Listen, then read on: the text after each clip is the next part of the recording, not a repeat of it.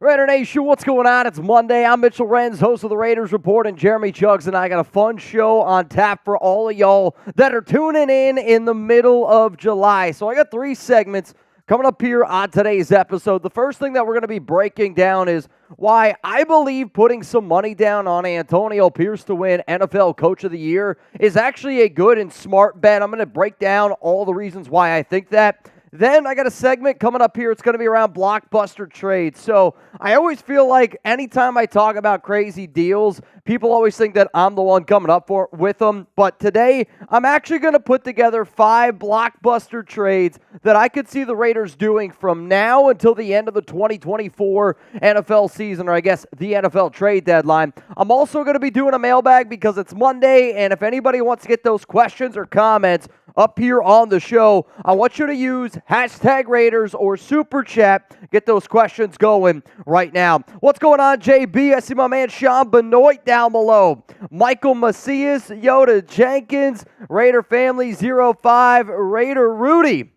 Happy birthday to you, man. I got a really cool message over the weekend from your daughter, and the daughter was basically like, hey, my dad watches the show all the time. Could you please wish him a happy birthday? So the fact that your daughter was able to reach out to me, I think that just goes to show that, yeah, you do watch the show a lot, but you also, again, this is a family here, and with your daughter having her reach out to me just shows that you're doing all the right things, man. So awesome stuff. So those are the 3 segments that we got coming up here on today's show. But you know what? I also have something pretty special that I'll tell you here in just a second. I've been kind of hinting at it for a week or so. We're going to do a fun little giveaway the entire week of the Raiders Report this week. So if anybody wants a chance to go to a Raiders game, don't worry. Blaine Craig, the Raiders Report, we got you hooked up. So before I tell you what this giveaway is, which Raiders player is the most likely to be traded this season? The name that always gets mentioned when we talk about trades, especially around the Raiders, let's face it, it's Davante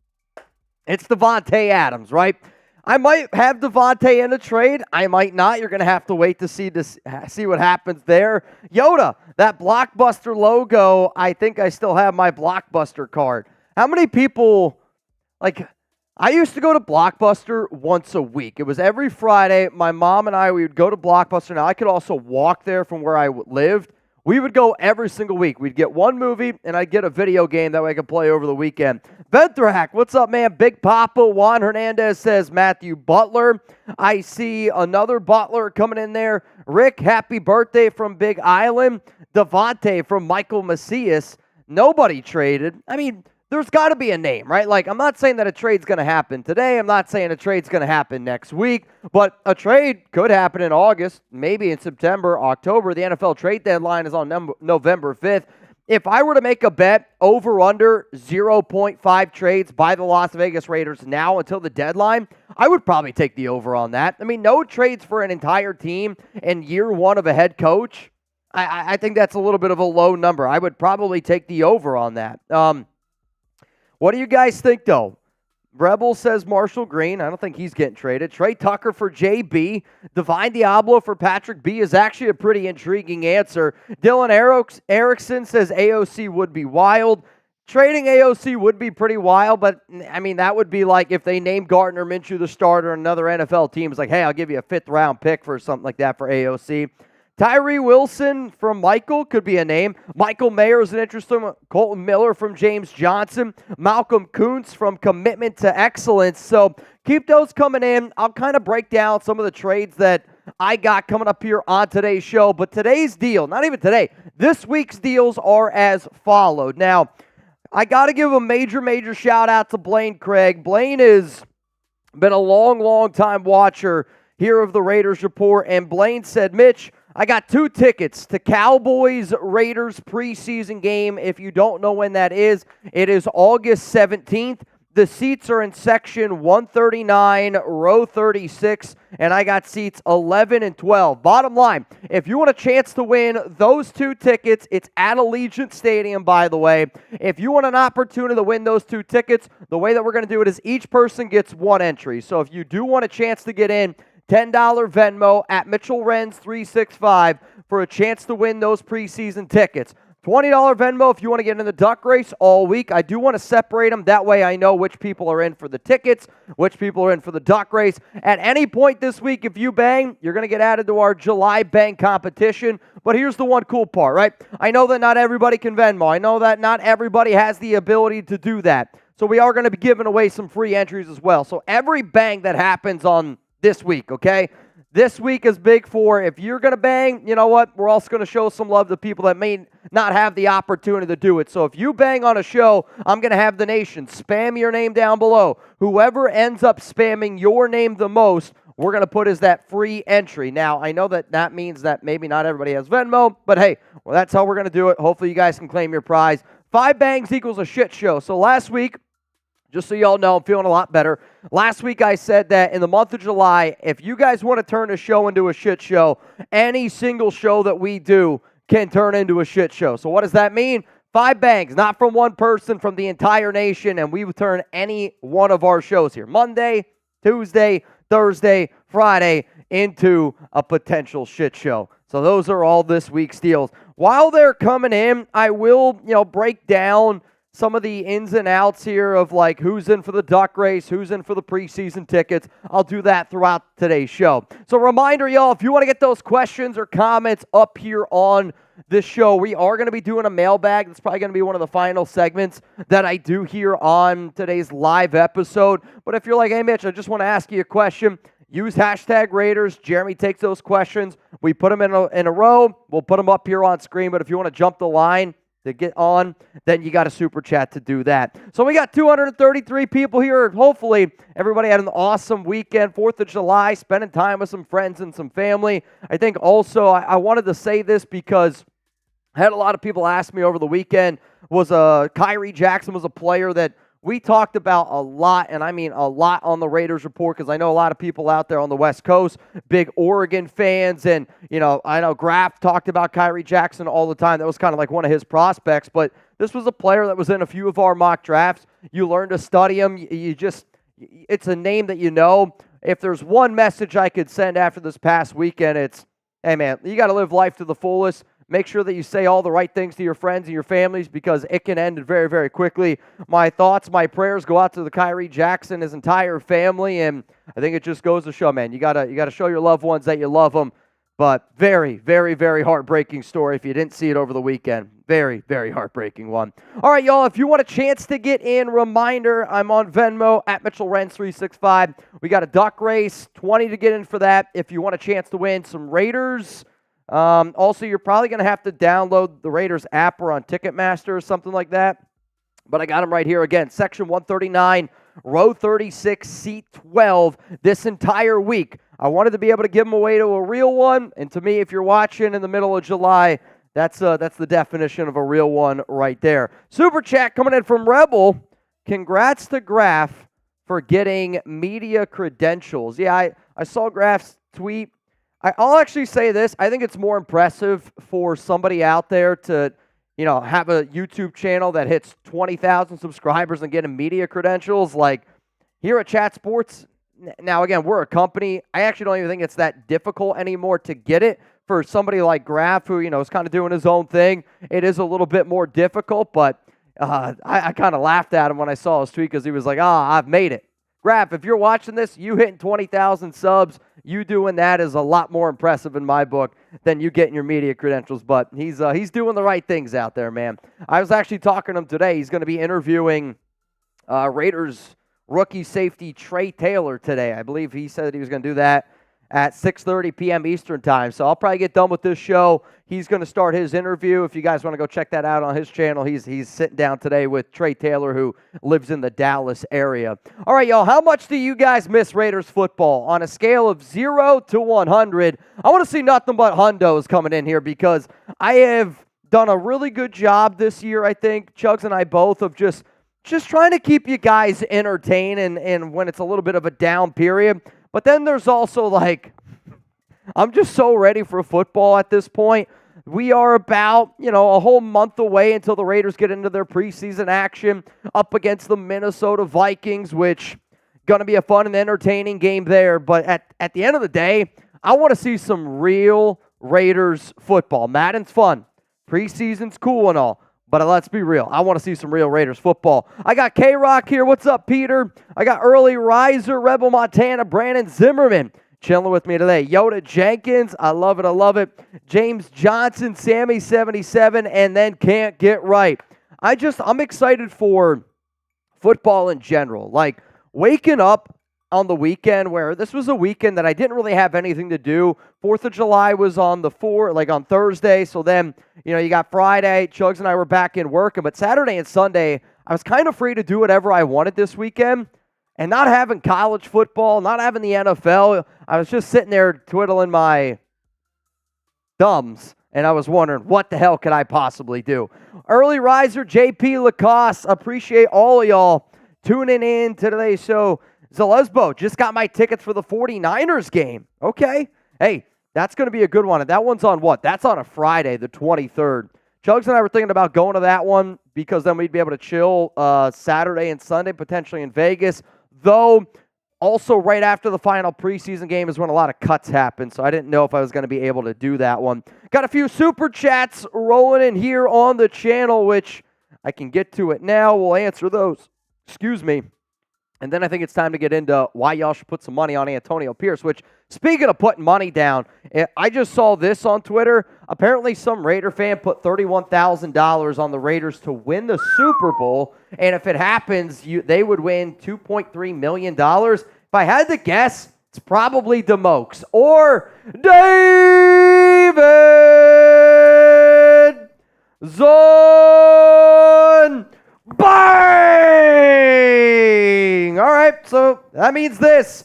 We are 4 away from a shit show today, and whoever spams David Zahn the most is going to have an entry in for a chance to win Raiders Cowboys preseason week 2 tickets. Section, I think I said 139, row 36, seats 11 and 12, courtesy of a loyal watcher here, Blaine Craig. All right, Jeremy. I need a lot of David Zahns to start flowing in here right now. In terms of the people that are already in for our ticket raffle, I see Ray Aguirre, you are in, and then Jamari Murray said, you know what, Mitch, I got to get in on this action too. So right now we only have Zahn. I'm going to put you in as well, just so you know. Zahn in, and then whatever name you see the most of, Chuggs, that's going to be the one that I go with here. I'm going to go with Zalesbo, 69. Zalesbo, 69, has an opportunity to win the tickets courtesy of David Zahn. Also, I see a few names in here for Ray Aguirre and Jamari. Again, they also want to get in this action for the duck race. I then also see Jason Goots. Goots is in for the duck race. So right now, $20 Venmo, you have a chance to win $30. If you want an opportunity to get in for a ticket raffle, Raiders-Cowboys game, that's a $10 Venmo today. What up, David Zahn? Good to see you, my man. Zahn, hopefully you're doing well, bro. What up, Rubio? I want my first Raiders jersey. Which 2 jerseys would you get? Don't really like the away ones, but should I get 1 or 2 home jerseys, and which ones? I'll say this. If it's your first 2 Raiders jerseys, I'm going to get a black jersey, and I will get a white jersey. If I have to get a white jersey, I'm going to go Color Rush. Though for somebody who wears Raiders jerseys basically every single day, I'll say this. If you're a very clean person, maybe you can get away with wearing a white one, but you're probably not going to want to wear that to a tailgate. On the other hand, though, if you wear a black jersey out in Vegas and it's really hot, it kind of stinks. But it's just the jersey, if it's a white jersey, there's such a greater chance of it getting dirty. So because of that, I'll always recommend just getting a black jersey. But, like, if you want to wear the white jersey to, I don't know, like you're just, like, going out and you don't think it's going to get dirty, like not to a tailgate, then I think that that's more than okay. What 2 jerseys are you getting? If for me right now, if I'm a Raider fan and I got to go out and I got to get 2 jerseys, I'm going to get a Max Crosby jersey if it's a current player. And then I'm like more of, I want an old school jersey. No, I want an old school jersey. I want like a Bo Jackson, or I want a Howie Long jersey, a And a 00 auto hits pretty hard. A Charles Woodson jersey goes insane. Like, those are the type of jerseys. I would want one current player who's Mad Max to me. You could obviously Devontae. And then if I got to go a little bit down, the OGs, the Raiders, the old school Raiders players, those are the guys that I'm going to get. What about you? If you could get one Raiders jersey right now, who are you getting? One Raiders jersey right now, what would you get? I see Raider Rudy says, I'd get a David Zahn jersey. Tim Brown from Early Riser. Howie Long from Lance Smith. Namdi from Drew. That's wild. Got a Woodson from Rebel. Marcus Allen says Patrick B. Jeremy Cole's got Mad Max. Trevon Merrick from Clown. Carl Weathers from Joshua Garcia. All right, Garcia. Ray Guy from Venthrak. Cliff Branch from Blaine Craig. Well, hey, Blaine Craig, he's the one. You know who's also another one? David Zahn says, Nation, let's get live. David Zahn. Bang! Well, Zahn's already got 2 bangs, and it looks like Zahn wants to get a shit show going here. So I don't know if it's going to happen, but shit show rules are shit show rules, man. Zahn, there's a reason why there's one man on Mount Raidermore at the top of Mount Raidermore, and his name is David Zahn. Let's go to Venthrak. Well, actually, I got to give away another spot here for Zahn. All right, whoever spams Zahn the most. Let's get the Zahns going again. Let's get the Zahns going again. Here we go. Whoever spams David Zahn the most, you are going to be entered in for a chance to win Raiders Cowboys preseason tickets. Section 139, row 36, seat 11 and 12, courtesy of longtime Raiders Report watcher, Blaine Craig. All right. I am seeing Noah Santana, you in. What do you got for me, Chuggs? Let's see. Who's it going to be? Whoever spams David Zahn the most, you're in for a chance to win Raiders Cowboys tickets. If you do live in the Las Vegas area or plan on making that trip, if you want to enter in the raffle, $10 Venmo at Mitchell Renz 365. Who are we going with? Jeremy Cole. Jeremy Cole's got a free entry for a chance to win Raiders Cowboys tickets. Good stuff there, Jeremy Cole. All right, rest in peace, Kyrie. He was a great high school player here in Maryland. Yeah, I actually think, you know, when it happened, how about this? When it originally happened, I literally looked at Alex and I go, oh my God, I can't, like, you know, you don't even know how to react to it. It's so sad that such a young kid who's got a bright future ahead of him just got drafted in the NFL 4th round. I mean, just a heartbreaking story. But again, man, it's why you got to live every day to the fullest, like David Zahn here.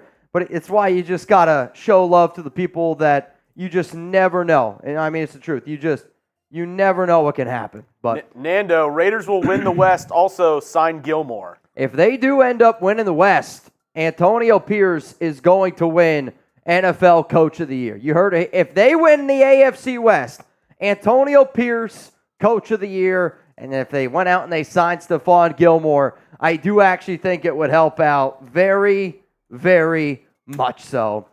Zahn! Bang! Raider Ron is the Grand Master of Raidermore. Good sir. Hey, I'm not saying that he's not. Okay, but then I'm a realist here. There has been nobody that has donated to this show more than you. And that's just a cold, hard fact. So as far as I'm concerned, you and Ron will always be up there, but there's only one David Zahn, and that's you, my good friend. So Zahn's got 3. Who's going to help him, man? I don't know. Zahn, you're done for the day. Stop doing it. You're done for the day. Rubio, I got a Black Bowers jersey, return or keep? Keep it. Why would you get rid of it? I mean, if you already got one, like, it wouldn't have been my first choice. Like, if I had to pick, I'm going to go with the Max Crosby jersey. But getting Brock Bowers, there's nothing wrong with that, right? Like, hopefully he turns out to be the player that we're all hoping he can be. He seems like a phenomenal young man, only 21 years old. Keep that shit. Brock Bowers has not given you a reason to return it. You bought it for a reason. Hang on to that bad boy, man. Hang on to that bad boy. All right, we got another giveaway here from David Zahn. What are we going with here, Jeremy? Whoever spams David Zahn the most, you're in for a chance to win Raiders, Cowboys Looks like tickets. It's been Brian Darr. Brian Darr is in. Brian Darr, you in. Oh, sorry, I put that as Brian Barr. Brian Darr, you in. Evil Mitch, I'm buying a... Who?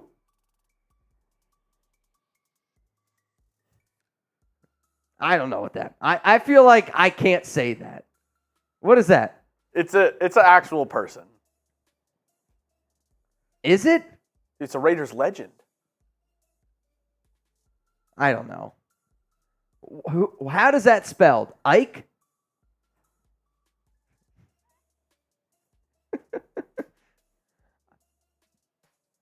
I feel like it's got to be something. All right, so this is a real person. And I'll tell you this right now. If the only way you're getting this jersey here is if you get the full name. The full name is 1, 2, 3, 4, 5, 6, 7, 8, 9, 10, 11, 12, 13, 14, 15, 16, 17, 18, 19, 20, 21, 22, 23. I mean, do you know how to pronounce this name? I don't even know how to begin. For those of you that don't know the name, it's Ikechukwu Somtuchukwu Diogu. I just have no idea how that's even humanly possible. Vishal. What's up, Vishal? Who are the top 5 Raiders corners all time, Mitch? That's a good question. I mean, Woodson has to be up there. Hayes has to be up there. Man. I think it's, how do you determine the best of all time, right? Like, are you going by off of just like a shorter sample size, like 1 year? Like, is this the Bo Jackson, Marcus Allen debate, right? Like, there's a lot of different ways that you could go with it. Raiders got some good ones, though. Who are the best corners of all time? Is Nnamdi Asomugha falling in that? Like, I bet you some Raider fans would probably say that he is. Marcus Peters. Marcus Peters, unfortunately, isn't falling on that list. But I see a lot. Old man Willie's got to be on there. Well, he had 14, or not 14. Yeah, I think he had like 14 picks in one season. Like, it was something insane. And that was a long time ago, but that's still a wild one, man. Haynes, yeah, I'm with you, Blaine. Got to be on that list. You know who also has got to be on that list? Noah Santana. Bang! Well, that means we are 1 away from a shit show. And if you don't know what a shit show is, it basically means that we turn this into Raiders Friday happy hour deals. All right, if you want a shot to get in on our ticket raffle, I need y'all to spam Noah Santana, who, by the way, right now is in second place behind only Lord Cameron Abbott for our July Bang race, and it's LCA and Noah Santana, and nobody else is really all that close. Who are you going with for Noah? N-O-E, who gets it? I'm going to go with King Javier Cedino. King Jav. King Shav. I like it. Just here to lend a hand, David Zahn. No Diddy. Yeah, we're doing no Diddy today and every day. Oh, wow. Really, you're right. The Texans, they just signed Jerry Hughes. So Hughes goes back to Houston. That's a pretty big one, man. That's a huge move. That's a big move, yeah. I mean, that was a player that I was hoping that the Raiders could get, but I also think that this is like the This is also kind of like the time of the year, like we were saying, where some of those older veterans do potentially end up signing. Oh, boy. Dude, Artino, what's up, man? I haven't seen you in a minute. Good to see you. Raiders since 95. Raiders since 75. What's up, man? Artino is on. Noah, keep your hands to yourself. What up, Lance Smith? We got 300 people here in this thing. If you haven't already, make sure you click that like button. Coming up here on the show, we're going to be breaking down Antonio Pierce and why you should put some money on AP to potentially win Coach of the Year. David Rubio, okay, got one black Crosby, one black Bauer, and a white 17. Devontae Adams, potentially as well. I mean, like, if you get a Devontae, that's a legendary Raiders jersey. You get a Max Crosby, great Raiders jersey. Brock Bowers, you're hoping that that's an awesome Raiders jersey. Raider Muerte sending in the good vibes. Muerte sending in the good vibes. All right, so Jeremy had to step out real quick, but luckily Sam's filling in here for him. Jeremy's just got to do something real quick around the Houston Texans. F Sam. That dude sucks. I mean, imagine your favorite team is a team that also an animal that you're allergic to. It's a tough one. It's a tough pill to swallow. This guy made it to a much bigger deal today when everyone's known it for a while. I have made it a bigger deal today. Obvious reasons. So, Sam, what we're going to do is the first segment that we got coming up here is why the Raiders should bet, or why the nation should bet on AP to potentially win Coach of the Year. This week's deals are as follows. We're giving away Raiders-Cowboys preseason tickets on Friday. I will say this. I'm not going to do, the raffle is not going to be for this today, which maybe I didn't make that clear. It's going to be at the very, very end of this week, so Friday happy hour. But we're just going to show the deal today, Tuesday, Thursday, Friday when we are live. So if you want a chance to win Raiders, Cowboys preseason tickets in Section 136, that's not right. Section 139, row 36, seats 11 and 12. People call that the money zone. Hey, could be. They're actually very, very, very good seats from Blaine Craig. Every 20 to get in the duck race. Every hundo we're banging. If we get 5 bangs, we turn this thing into a shit show, and every bang, then we're going to give away a free ticket entry, which means we got 2 ticket entries to give away, and this thing has officially just turned into a shit show because David Zon Bang! That's kind of cool. The man himself, Blaine Craig Bang! In memory of a longtime Raider fan that we lost over the weekend, let's get this shit show started. R.I.P. Rick Root. Hopefully I pronounced that correct. There was somebody, and I don't know if this is the person that you're talking about, Blaine, so please let me know. I think actually it was, they called him Raider Rick was his name on Instagram. I want to say he had maybe close to 10,000 Instagram followers. I had a few Raider fans send me his profile, and if I'm speaking out of pocket, Blaine, call me out on it. That way I know exactly who it is, but I had a few people, and I think this is the one. He said in the chat, not the same guy. Not the same guy? Okay. Well, Blaine, I'll say this, man. Sorry for your loss, and I hope, we do a lot of crazy things on this show, right? Like what we're already doing today, what we're about to get into here in a little bit. But, I genuinely hope if anybody out there is dealing with something wild or, life's crazy. And sometimes you need to slow life down. I hope that you guys know that you can always come to the Raiders Report, be able to vent, talk a little football. Hey, have a good time here and there. But from the bottom of my heart, Blaine, hope you're getting through this, man. But also, thanks for supporting the show as much as you have. And I think everybody real quick, because, again, I got the tickets, the Raiders-Cowboys tickets that we're giving away for the raffle. It's from this guy right here. So if you guys could, I want to see some Blaine Craigs down below. I want to see some David Zons down below. So here's what we're doing, okay?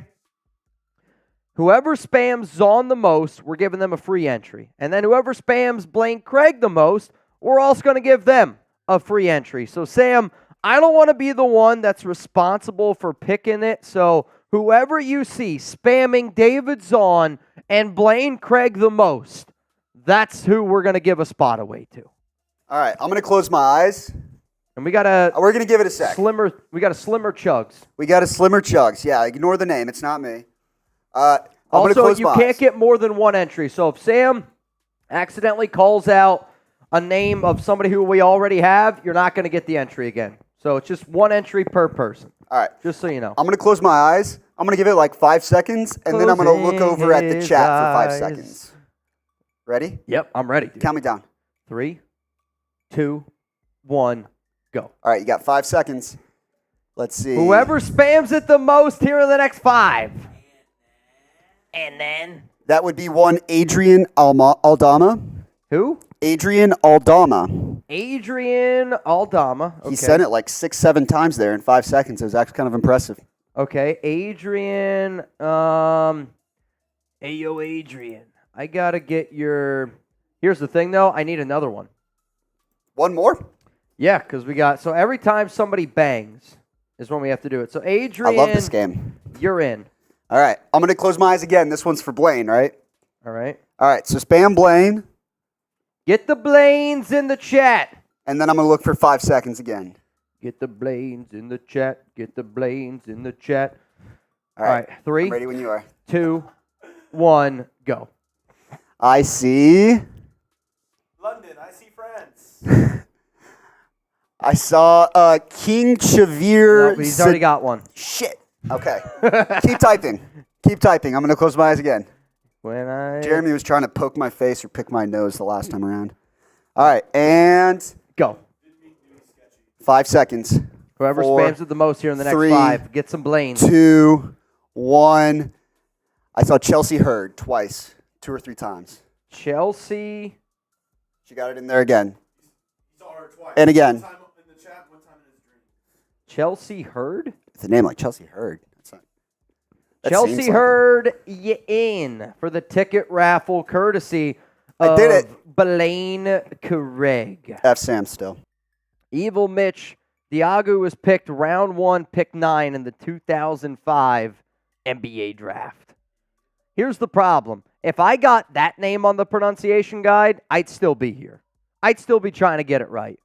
There's not enough time in the day for me to get that name correct.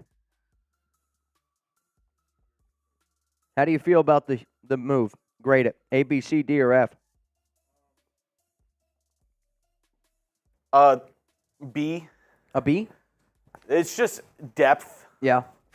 I don't even know if he makes the final 53-man roster, but True. I mean, that might be the case. Do you think that you could just take over for a second? I'm going to go get my my drinks. oh yeah. It's a shit show, just so you know. Yep. It's officially a shit show here at the Raiders Report. Well, since we have some time, I was going to save this question for later, but since we're just shooting the shit right now, yesterday was National Macaroni Day. Do you like breadcrumbs on your mac and cheese? Give me a yes, give me a no, let me know. Very, very divisive issue right here. Do you like breadcrumbs on your mac and cheese, or do you like it by itself, a la nude, no crumbs on top? Very important question. I see yes from Jeffrey. I mean, I think I like breadcrumbs on my mac and cheese, but my 2 favorite mac and cheeses that I've had have no breadcrumbs. So I'm not sure. Absolutely not. Has to. I'm good either way. No from King Javier. No from Josh. No from Free Fly Jedi. Michael says yes. Peter says yes. Jeff says yes. See, very, very divisive. I don't know. Yes, and with extra cheese. I ain't picky. I'm good with either one. I mean, obviously, bacon in the mac and cheese is a huge plus. Bacon mac and cheese goes hard. Crushed tortilla chips from Yoda Jenkins. Haven't had that. I mean, I've done crushed nacho cheese Doritos on top. A little struggle meal. That always is delish. My wife's husband makes me mac and cheese. Almighty Oakland's the best bit. Why is it? Chicken. I already knew it. Chicken bacon ranch mac and cheese is where it's at. I mean, that sounds incredible. Do you like breadcrumbs on your mac and cheese? I do. However, though, I do think like a really good mac and cheese, if it's just like crusted on the top, very good. Do you like breadcrumbs on your mac and cheese? All right. You said a nice adjective? Oh, okay. You kind of look like a breadcrumb with that shirt on. Hey, game's coming out this week. You gonna get it? Oh, fuck dude, yeah. Oven baked mac and cheese. Like, I do think like if you do breadcrumbs right, you can do it really well. But I also think breadcrumbs is like the way that people who can't make good mac and cheese, it's like what they do. It's like I feel like I like breadcrumbs on my mac and cheese, but my two top mac and cheeses that I've ever had in my life, both no breadcrumb. And they're tied for first for me. So the best mac and cheese I've ever had was that mac and cheese that we had at Joel's. That like seafood lobster one. Do you remember that? That one was good. I don't necessarily that was amazing. For me that it was more like an Alfredo than a mac and cheese. That's probably fair. The two top mac and cheeses I've had, which close your ears, Raiders fans. Number one, Cowboys Stadium mac and cheese. I've worked there, you know, doing like high school football and stuff, and they'll have that in the media room. Cowboys mac and cheese. Really? Dude, I was like, this is not regular mac and cheese. I looked it up. They have a chef, and that's like one of their specialties is they have Cowboys mac and cheese, and the way they make it is like super complex. Like they're like cooking down shallots with white wine and like all these like different herbs and stuff in there. It's bomb. Okay. And then the second best mac and cheese that I've had, Hutchins mac and cheese that has bacon in it. Hutchins? Yeah, I've heard a lot of good things about that. That's more of a place down here for those of you that don't know, like near like the Dallas area, Hutchins. But here's the thing: I love mac and cheese, man. Like I don't even know the last time I had mac and cheese where I was like, that's not good. I had pimento mac and cheese the other day for the first time. I thought that was Hattie B's. No, it was like homemade. Very good.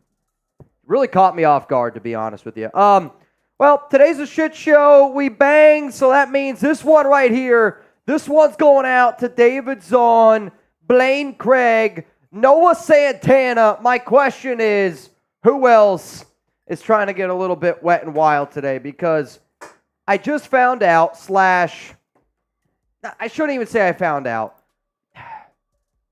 I'm not great at remembering things, and Alex is claiming that she's told me this before, but apparently we're doing a bachelor party tonight. For The Bachelor. Apparently she's got a bunch of friends coming over to watch The Bachelor. Oh, wonder which Bachelorette. friends.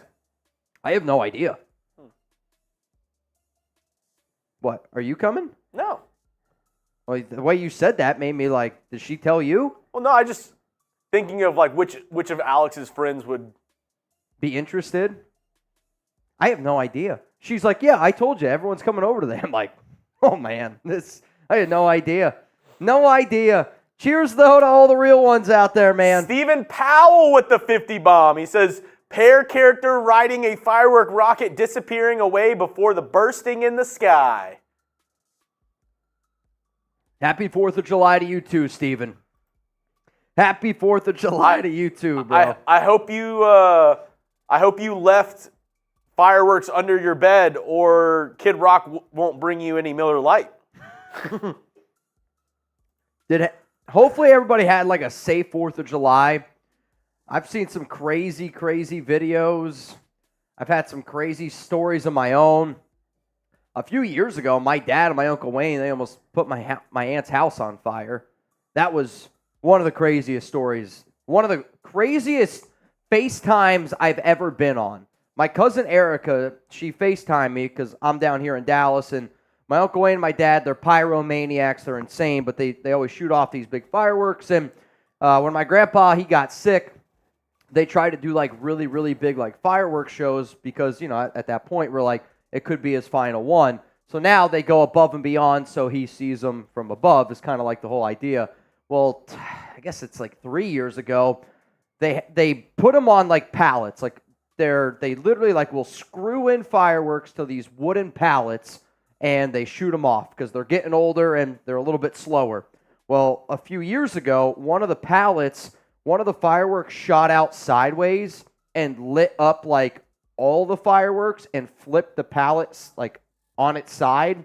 So like, I'm not kidding you, I'm literally FaceTiming my cousin and all of a sudden it was like Project X, just fireworks, just shooting directly at the camera, hitting my aunt's house, and all you hear is everyone, get out of the way, Doc, get out of the way. And my aunt was like, never again will I have fireworks at my house. So now we do them at my uncle's in his backyard on the driveway. Yeah, those are my fireworks stories. Coming up, let's talk about why you should bet on Antonio Pierce to win NFL Coach of the Year. And then also, I'm going to tell you about some blockbuster trades I got because let's have a little bit of fun.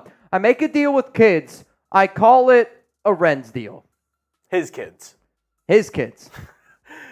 So a lot of context with this super chat. He makes deals with his kids who also watch the show, and he calls it a Renz deal. Okay. If you read that wrong, you'd probably be like, do we need to look more into this Mitchell Renz guy? I make deals with my local kids. Yeah, I call it Renz deals.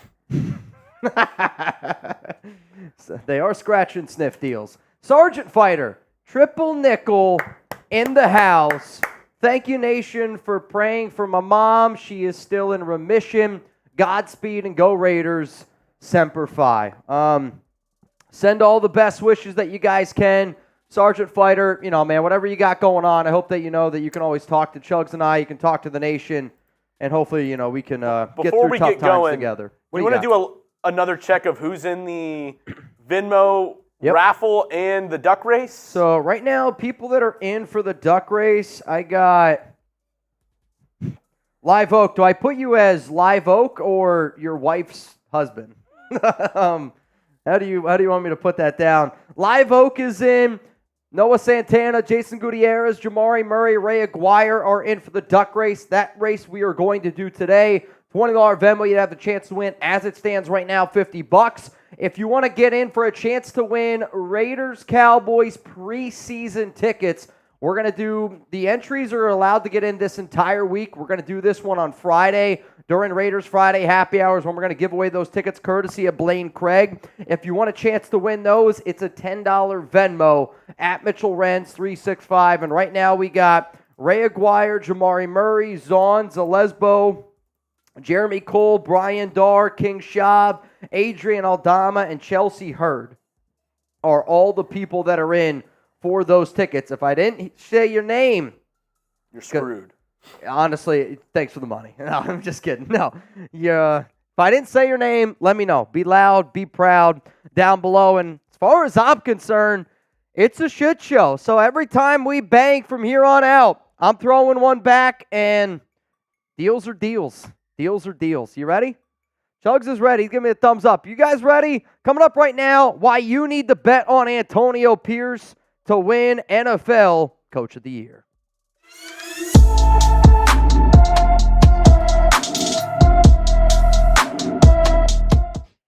I got 5 reasons why Raider Nation, the NFL, anybody that wants to put a little bit of extra money in their pockets this year, I'm going to give you 5 reasons why Antonio Pierce is a great bet to win NFL Coach of the Year. I'm not saying that it's going to happen. I'm simply saying by the time you're done watching this video, if you got a few extra bucks in that pocket, I bet you, you're going to put it where your mouth is. So Raider Nation, I want you to spam AP down below to show some love to our head coach. I am so flippin' happy this upcoming season that we finally have a guy that I believe in, that the nation believes in, that we all believe in. AP might not do things the way that a lot of other people out there do them, but for people that actually follow the silver and black, he's doing the right things. So before I tell you what AP's odds are, I want to run through here all 32 coaches and just kind of break down who has the best and who has the worst chance to win the 2024 NFL Coach of the Year award.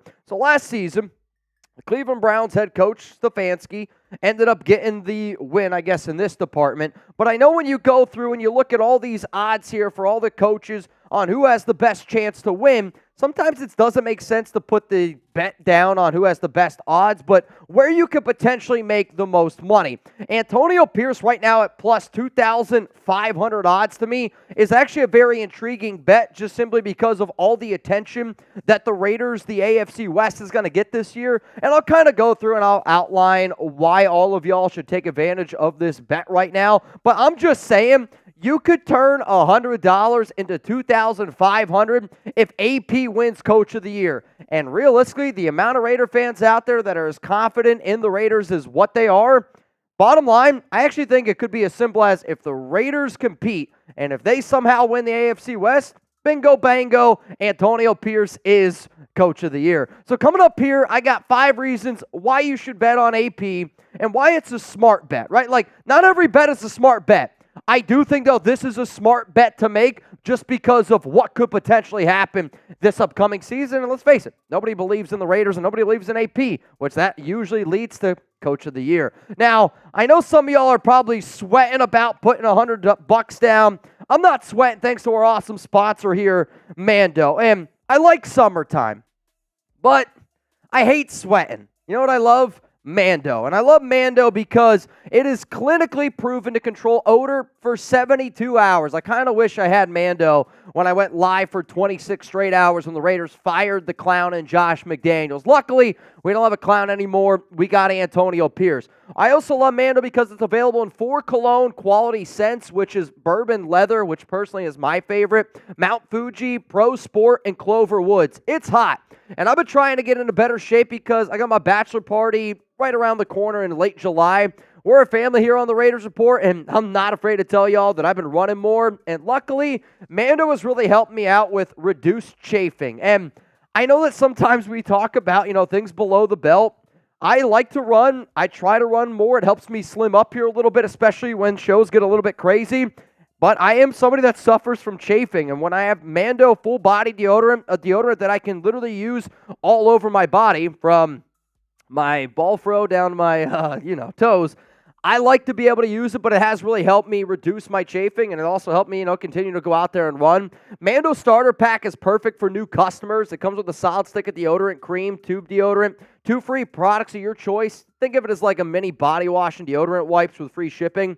Luckily, I got free discount code to help you get hooked on my favorite smelling whole body deodorant on the market. New customers get $5 off a starter pack with our exclusive code. That equates to over 40% off your starter pack. So use code CHAT at shopmando.com. That's shopmando.com. Tell them that we sent you. Use code CHAT. Stop that chafing, enjoy the summertime, and smell great. Shout out to our sponsor, Mando. So here's why you should bet on Antonio Pierce. Here's why betting on Antonio Pierce to win NFL Coach of the Year is a smart bet. The Raiders have an elite defense, and if you're somebody that subscribes that elite defenses can win Super Bowls, if the Raiders go on a march this year, okay, and they put up the numbers similar to what they were able to put up last season, NFL teams and people that do the voting are going to take, and they're going to start looking. With Antonio Pierce and Patrick Graham, the Raiders allowed 16 points per game last season. That was number 1 in the NFL. The Raiders spent the second least amount of money on defense last offseason. Why? Because Josh McDaniels wanted to spend all of his money on the offense, an offense that stunk, and now this year, they upgraded their defense. They go out, they add a Christian Wilkins. They re-sign Adam Butler. They re-sign John Jenkins, and they are building this defense to be a Super Bowl caliber defense. So if the Raiders go out and they have, again, an elite defense, a defense that's controlled by Antonio Pierce and Patrick Graham, if at the end of the season you're looking at a lot of these numbers and you go, well, guess what?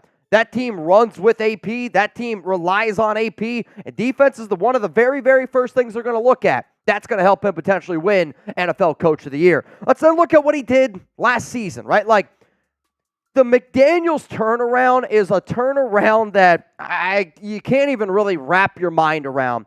What Rich Bisaccia did was extremely impressive, helping the Raiders get to the playoffs after the whole John Gruden thing happened.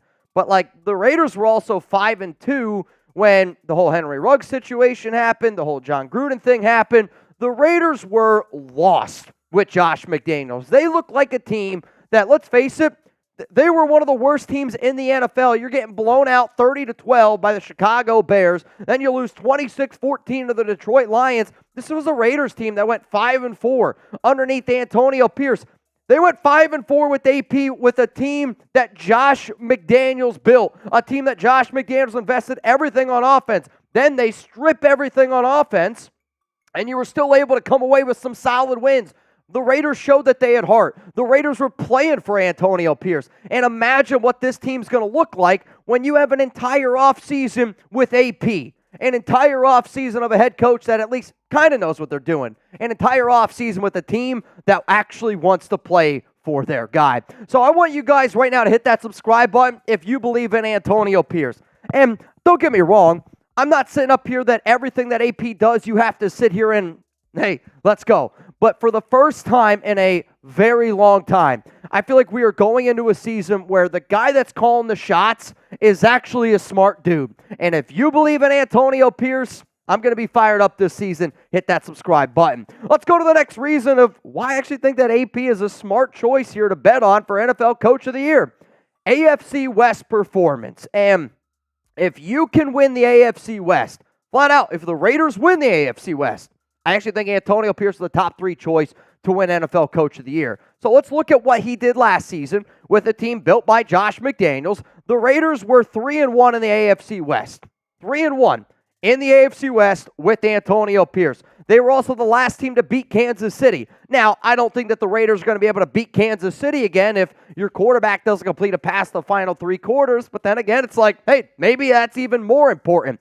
The AFC West also is going to get a lot of attention this season. You got the Chiefs, the back-to-back Super Bowl champs. Can they go for a three-peat? And if you are the team that ends up winning the AFC West over a team that's about to go for a three-peat, that might get you Coach of the Year. But then also you got to outperform Sean Payton, somebody that's very well respected in the NFL. You got to go out and you got to outperform Jim Harbaugh, somebody who's very well respected. One of the things that's also very important for somebody to win NFL Coach of the Year is for you to get media attention. And with the amount of media attention that the AFC West is going to just control this season, and if all those other coaches get outdone by a guy by the name of Antonio Pierce, that's a smart bet to make. Let's go to the next one here. The Raiders, they're a well-coached football team. And, it's kind of laughed a lot when going into the season, I was one of the big people of I do think hiring Antonio Pierce is the right move to make. And a lot of people are like, oh, he doesn't have the resume. He's not this. He's not that. We also got to remember that every single coach in the NFL was once not the right hire. That at one point that their resume wasn't filled out. But you know what? When you do actually look at what AP was able to accomplish in just 9 games,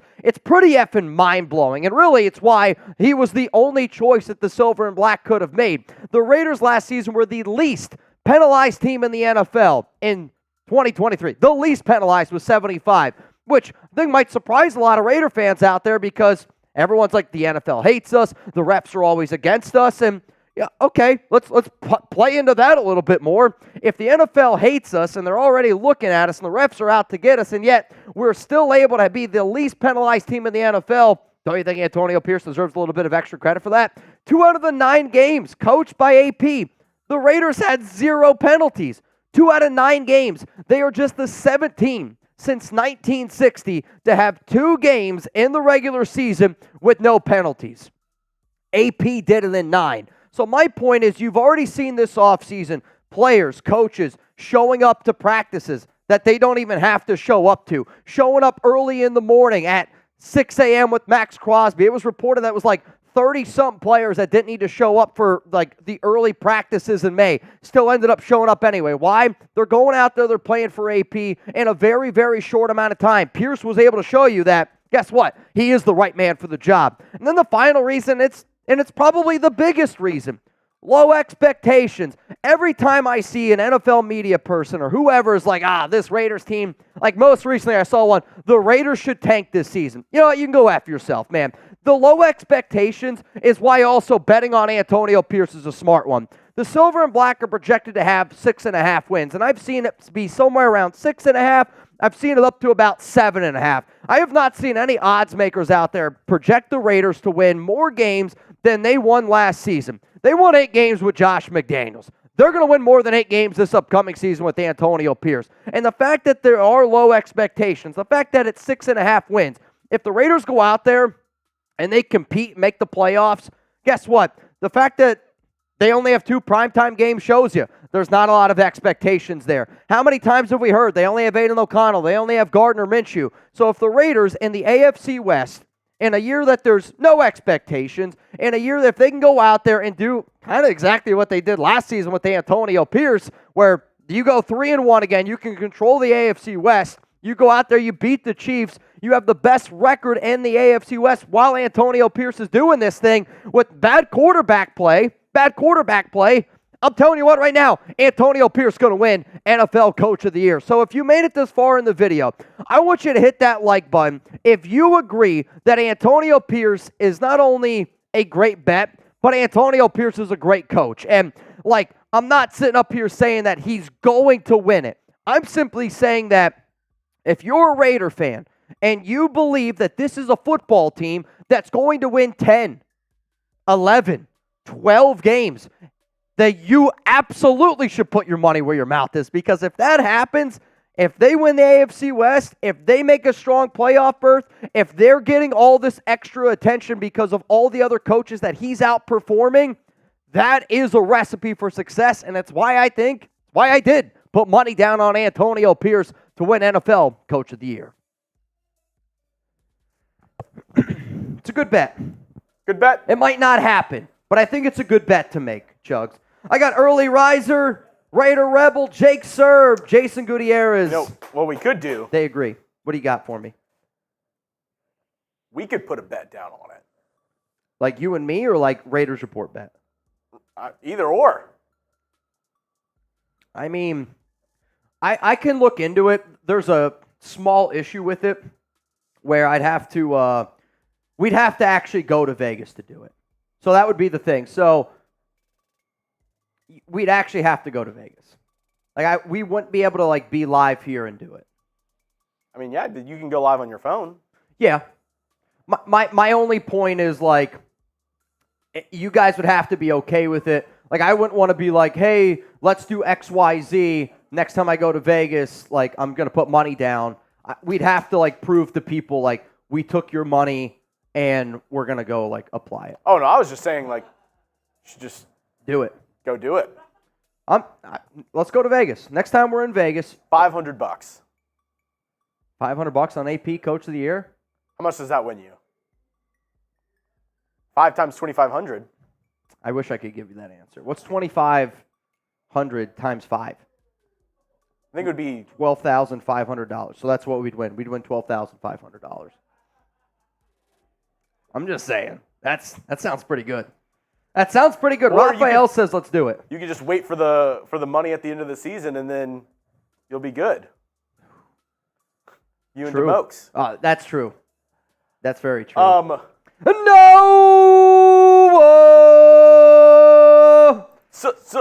Santana.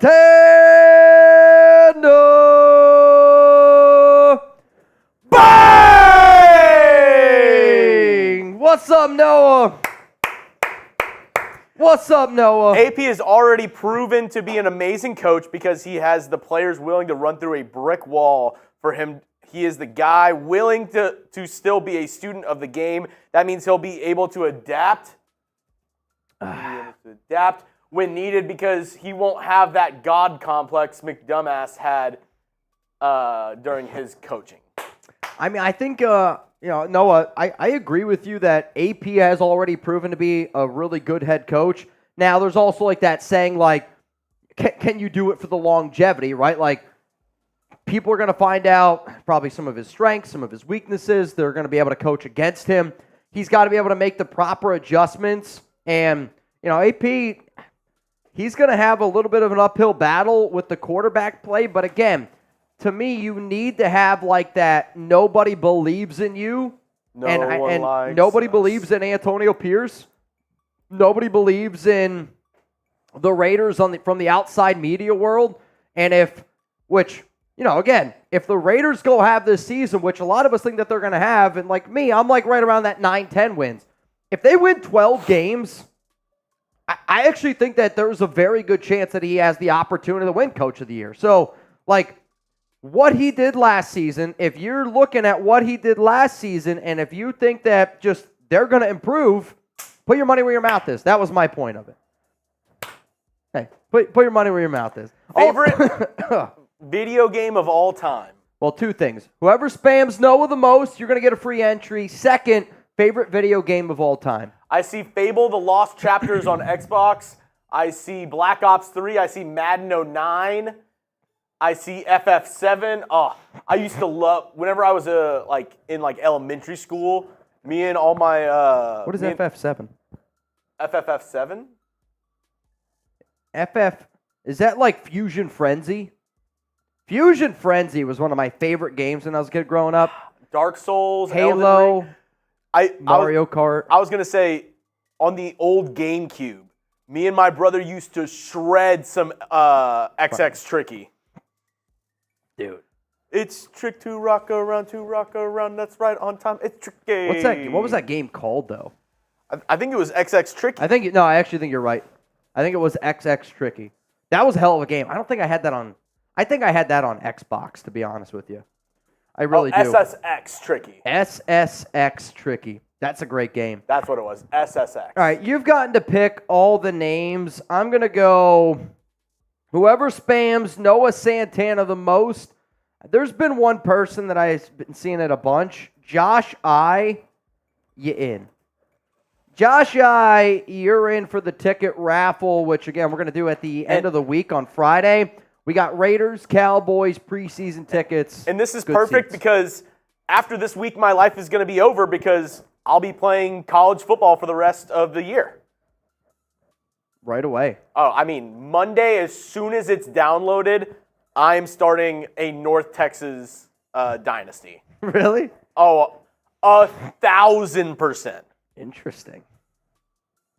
Petey's going to be over there rebuilding Tennessee while I'm over trying to make an American team the college football champions. So that's on what, PS5? PS5.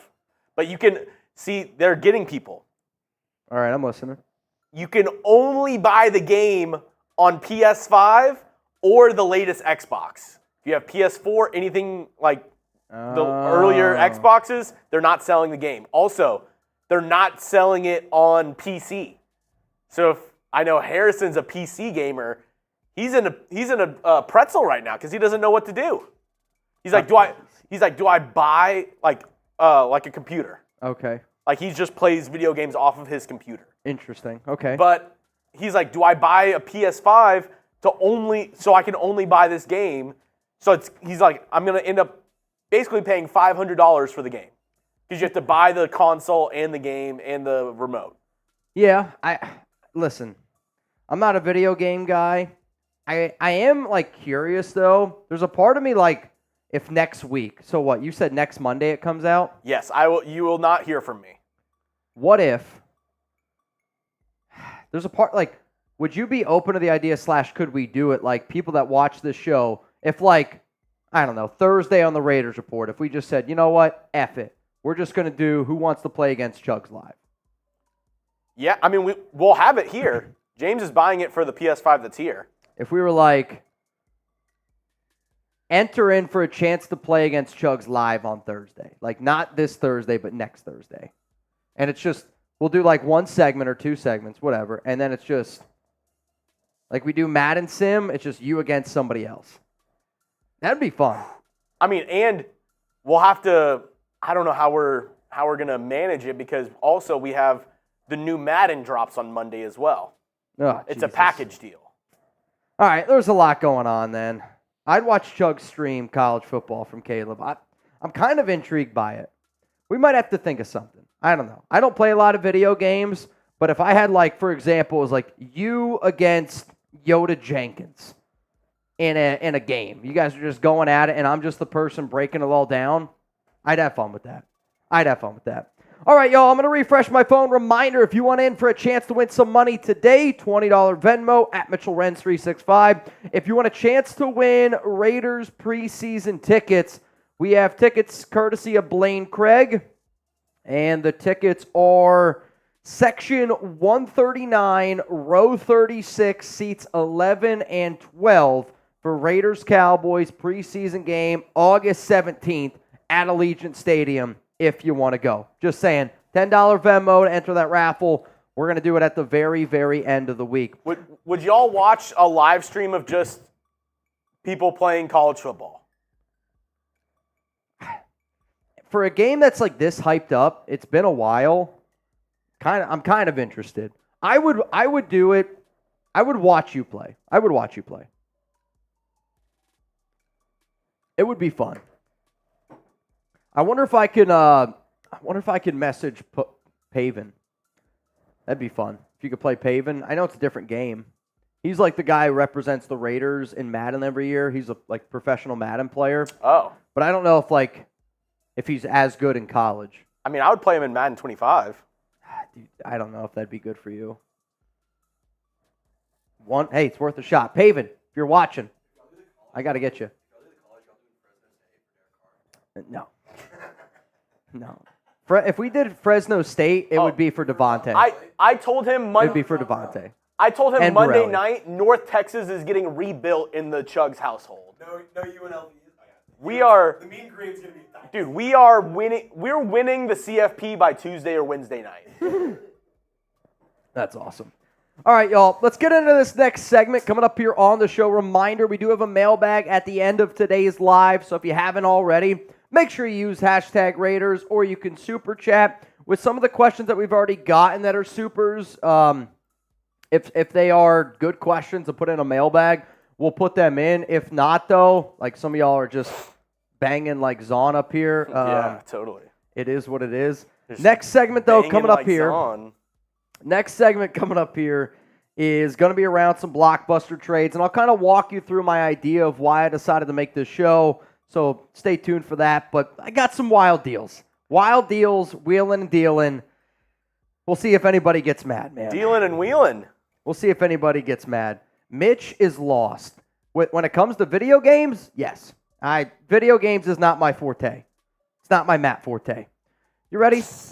Not your Matt Forte. It's not my Matt Forte. What a great, though. He was a legend in fantasy football, Matt Forte. You got him, and you were feeling pretty good. Okay. Blockbuster trades coming up here on the show. Me and Chuggy Bull. Oh, wait. I got to put a new jersey on. What am I doing? Oh, my God. Dude, I'm falling apart here, Chuggs. Ooh, I follow. You can just put it on. It's okay. Frogger was the sheet. Zelda had badass music. I've always been a sports gamer. I've always been FIFA, Madden, 2K, which actually I've been really off of 2K. I don't know. I can't get into it right now. Yeah, it's just I don't know. I feel like 2K more than people give Madden shit for like not changing anything. I feel like 2K is like the exact same game always. See, I don't play sports games because I always feel like that they're the same game. Like, I don't know. I play Mario Kart, though, which is literally the same thing. It's been the same thing for 40 years. So. Yeah. I don't know if I can really talk. No, they have new maps. They don't. The new maps on Mario Kart 64 is you just reversing the track. Like, if you flip the track. You can do that? Mm-hmm. Yeah, like you go into the settings, like if you're just so used to like always, if like the first turn in Wario Stadium is a left, you want to make it a right, you just flip the whole track. Yeah, it's mind blowing. Do you drift? Cheryl Ann Gutierrez, you in? Of course. I'm not gonna lie, like I'm one of those like people where I say I don't play a lot of games, and I wonder if I could beat like this is gonna sound really bad. I wonder if I could beat the 6-year-old version of me in Mario Kart 64 because, again, the drifting, I'm good with that. I also know, like, all the shortcuts. So it's like, I know. I'm kind of Is lame. that considered cheating though? It depends. Like if you were in a Mario Kart tournament, I don't think they would let you do shortcuts. If they said no shortcuts, then yeah, I mean, then you can't do them. But if it was like shortcuts are a go, I could smoke some people. Though, when I was really young, I used to be a lot better with some tracks. Not now that I'm a little bit older, I haven't played in a long time. We'll see. All right, let's get into some blockbuster trades. Shout out to Cat Rebel. Hey, shit show. Deals are deals. Let's get it going. You ready? I'm ready. All right, let's talk about some blockbuster trades. Blockbuster. Kind of miss it, man. Raider Nation, what's going on? It's Mitchell Renz here, host of the Raiders Report, and I got 5 blockbuster trades that the Raiders could do this season, and I'm also going to tell you why. Now, often I talk about trades on this show, and I started doing it because a lot of people like to talk about them, and I don't always create a lot of the deals that I end up breaking down on this show, but today I have constructed 5 different trade ideas that I could paint a picture of why and how it's going to happen here for the Silver and Black. Here's the one thing that I want you to do, though, okay? I'm going to give you my 5 trade ideas, but I always say that this show is built on the backs of the nation, and I'm going to be making videos. Seriously, I'm going to make videos around the trade ideas that you guys create. So some of the best trade ideas from this video here, I'm going to make videos around. So if you could, drop a comment below of a Raiders trade that you think could potentially happen this upcoming season. Let's go through this, and the way that I'm going to do this is a little bit different. So I have different trade scenarios based on before training camp, after training camp, right before the deadline if the Raiders are buyers, right at the deadline if the Raiders are sellers, and I'll kind of walk through why I did what I did. So the first deal up here is actually with the Chicago Bears, and it's a trade before training camp gets underway. For those that do not know, training camp gets started here for the rookies July 21st for the Silver and Black, and then veterans report July 23rd. If you're the Raiders and you're going to make a deal before training camp, it's probably with a position that you already know what you have. And for the Raiders, if they end up making this deal, I think it's because they're a little bit uncomfortable with a certain position group. So the trade that I have before training camp, it's this one. The Las Vegas Raiders, they get Khalil Herbert. The Chicago Bears, they receive a 7th-round pick in 2025. For the Raiders, a lot of these deals that I'm going to be making, they're going to be cheap deals because the reason why Khalil Herbert's getting featured up here is because he could be potentially cut candidate. And according to Vic Tafur from last week, the Raiders could add a running back before training camp. So you got a beat reporter saying that they could add a running back before training camp. It does add a little bit more competition to a weak RB room because, let's face it, you look at every single position group that we have, maybe minus quarterback, some people would argue, but wide receiver, stronger. Tight end group, stronger. Offensive line group, better. Defensive line, better. Linebacker, better. Safety, cornerback, from top to bottom, the weakest room that we have on this Raiders team is the running back room. So therefore, the only position that I'm legitimately going to trade for right now, unless it's a legit starter, if I'm going to trade for just a depth guy right now, it's going to be to the position group that I'm the least most confident in, which is the running back room. Now, why would the Bears make this deal? The Bears would make this trade because they just signed DeAndre Swift this offseason. They drafted the other running back out of Texas, Roschon Johnson, round 4 of the 2023 NFL Draft. And then also on top of that, Herbert's got 2 years of experience with Luke Getsy. So if the Bears are they're kind of in the situation, they're we might just end up cutting Herbert anyway, so we might as well get something for him. That's when the Raiders swoop in and see if they can get a deal done. Now, here's the one thing I can definitely promise. I can't promise that any of these trades are going to happen. And hopefully you enjoy the trades that I'm breaking down here because, again, we're just trying to have a little bit of fun. But I promise, if the Raiders make a trade, we're going live here on the show. Make sure you subscribe. Make sure those noties are turned on because we get really wild when a trade goes down. Some of the other reasons here, though, why I think a Khalil Herbert move does make some sense. Last season, he was the main carrier at the running back position for Luke Getsy. So, again, a little bit more familiarity. I didn't know if I was going to be able to get that one out in this offense. But Herbert also has been a complimentary running back in a past Luke Getsy offense, which is kind of what I think how the Raiders would use him here. David Montgomery would be the Zamir White. Khalil Herbert would probably be the Khalil Herbert. Alexander Madison could just be in that mix there a little bit, and then you end up throwing in Dylan Laube, Amir Abdullah, and we've already heard the Raiders really want to be able to use running backs a little bit more in the kick return game. So somebody to keep in mind.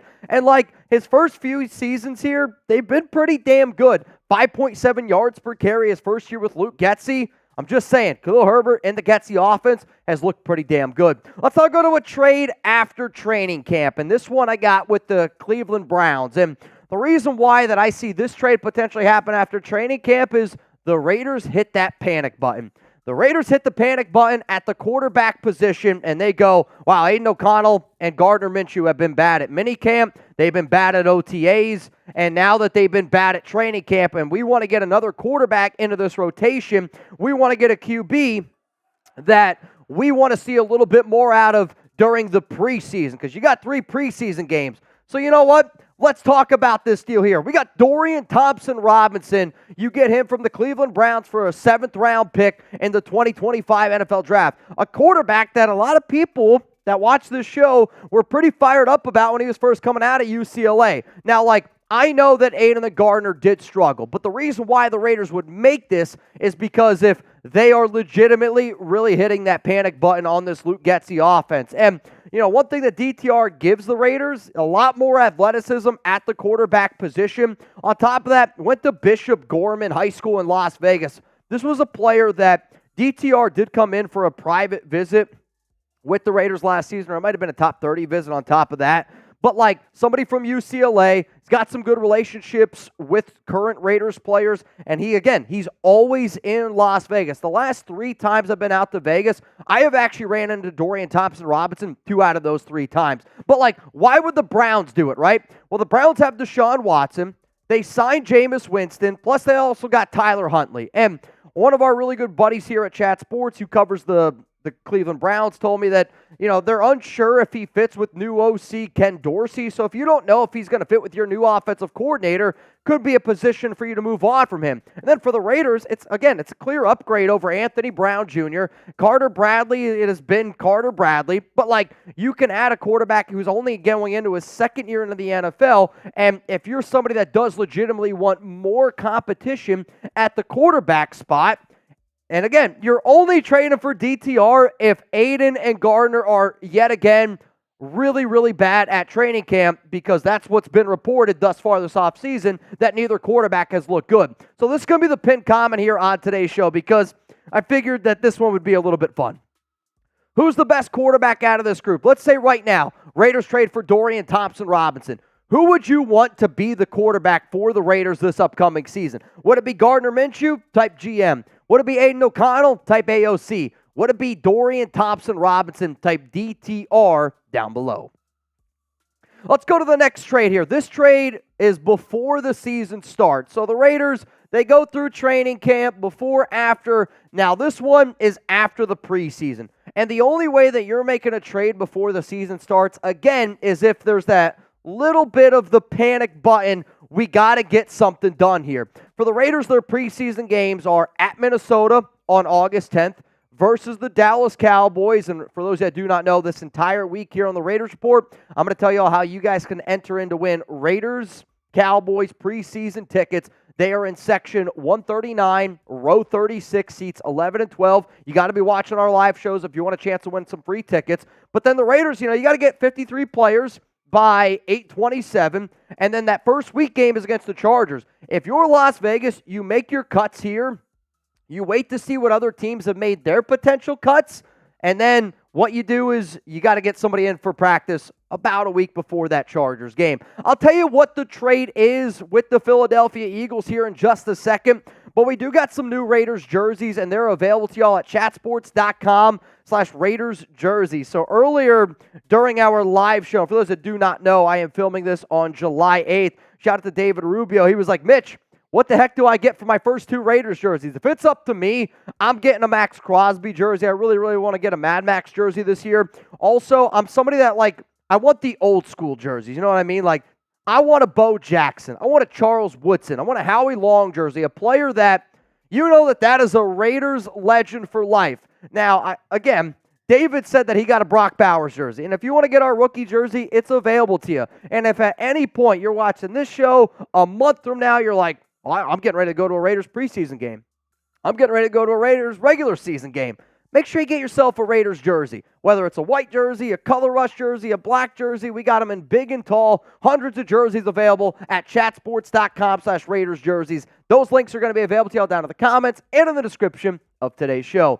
All right, so let's go to this next trade here. I got James Bradberry coming to the Silver and Black. The Eagles receive a 7th-round pick for him. So you're already seeing early on, and I know I say blockbuster trades to start this show off, and the blockbuster trades are about to happen. These are just more of like some deals that could potentially end up going down. But if you're the Raiders and why you would decide to do this trade, it's because you missed on signing a free agent corner. Let's just say that you were trying to get a Stephon Gilmore and Xavier Howard and Adoree Jackson. I mean, think about how many corners we have talked about this offseason. And the Raiders, let's just say, missed on all of them, okay?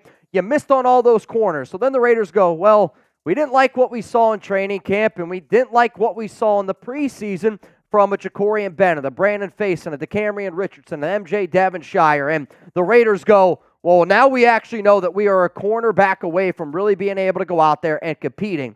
So who's the one person that if you're the Raiders in this situation you would look at? It's probably somebody that has a little bit of familiarity with your defense, with your defensive coordinator, and that's James Bradberry. Now, let's be real. He was horrendous last season, okay? No way around it. He was really, really bad. Dude looked washed. Dude looked cooked. But then again, I write down a lot of stuff, and I can remember a lot of the notes and a lot of the things that people are saying about James Bradberry are very similar to what people were saying about Casey Hayward. And then the following season, Casey Hayward joins Gus Bradley, a defense like he knows like the back of his hand. James Bradberry knows the Patrick Graham defense like the back of his hand. Casey Hayward goes on to have a Pro Bowl season. What if Bradberry's just in a situation that he's just got a lot of unfamiliarity there and doesn't know who he's working around? Like Marcus Epps was on this Eagles defense, goes away. Bradberry, I know he was with the Eagles for another season, but the players he was playing with on that defensive side of the football were totally, totally different from 2022 to 2023. Now, why it makes sense for the Philadelphia Eagles is just simply because the trade in general is only going to cost the Raiders $1.2 million. If they were to do this, it's not going to cost Philadelphia a lot of money.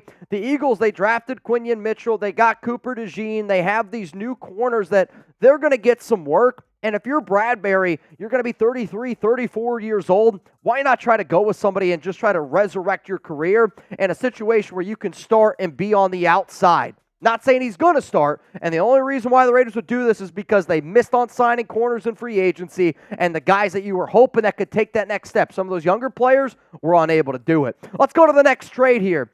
Now, for the Raiders, you're going to be in a situation, just like most NFL teams. Are you going to be a buyer, or are you going to be a seller at the NFL trade deadline? The first trade I'm going to show you is if the Raiders are buying. And if the Raiders are buying at the NFL trade deadline, that means that we're winning football games or, we're at least positioned in a good spot.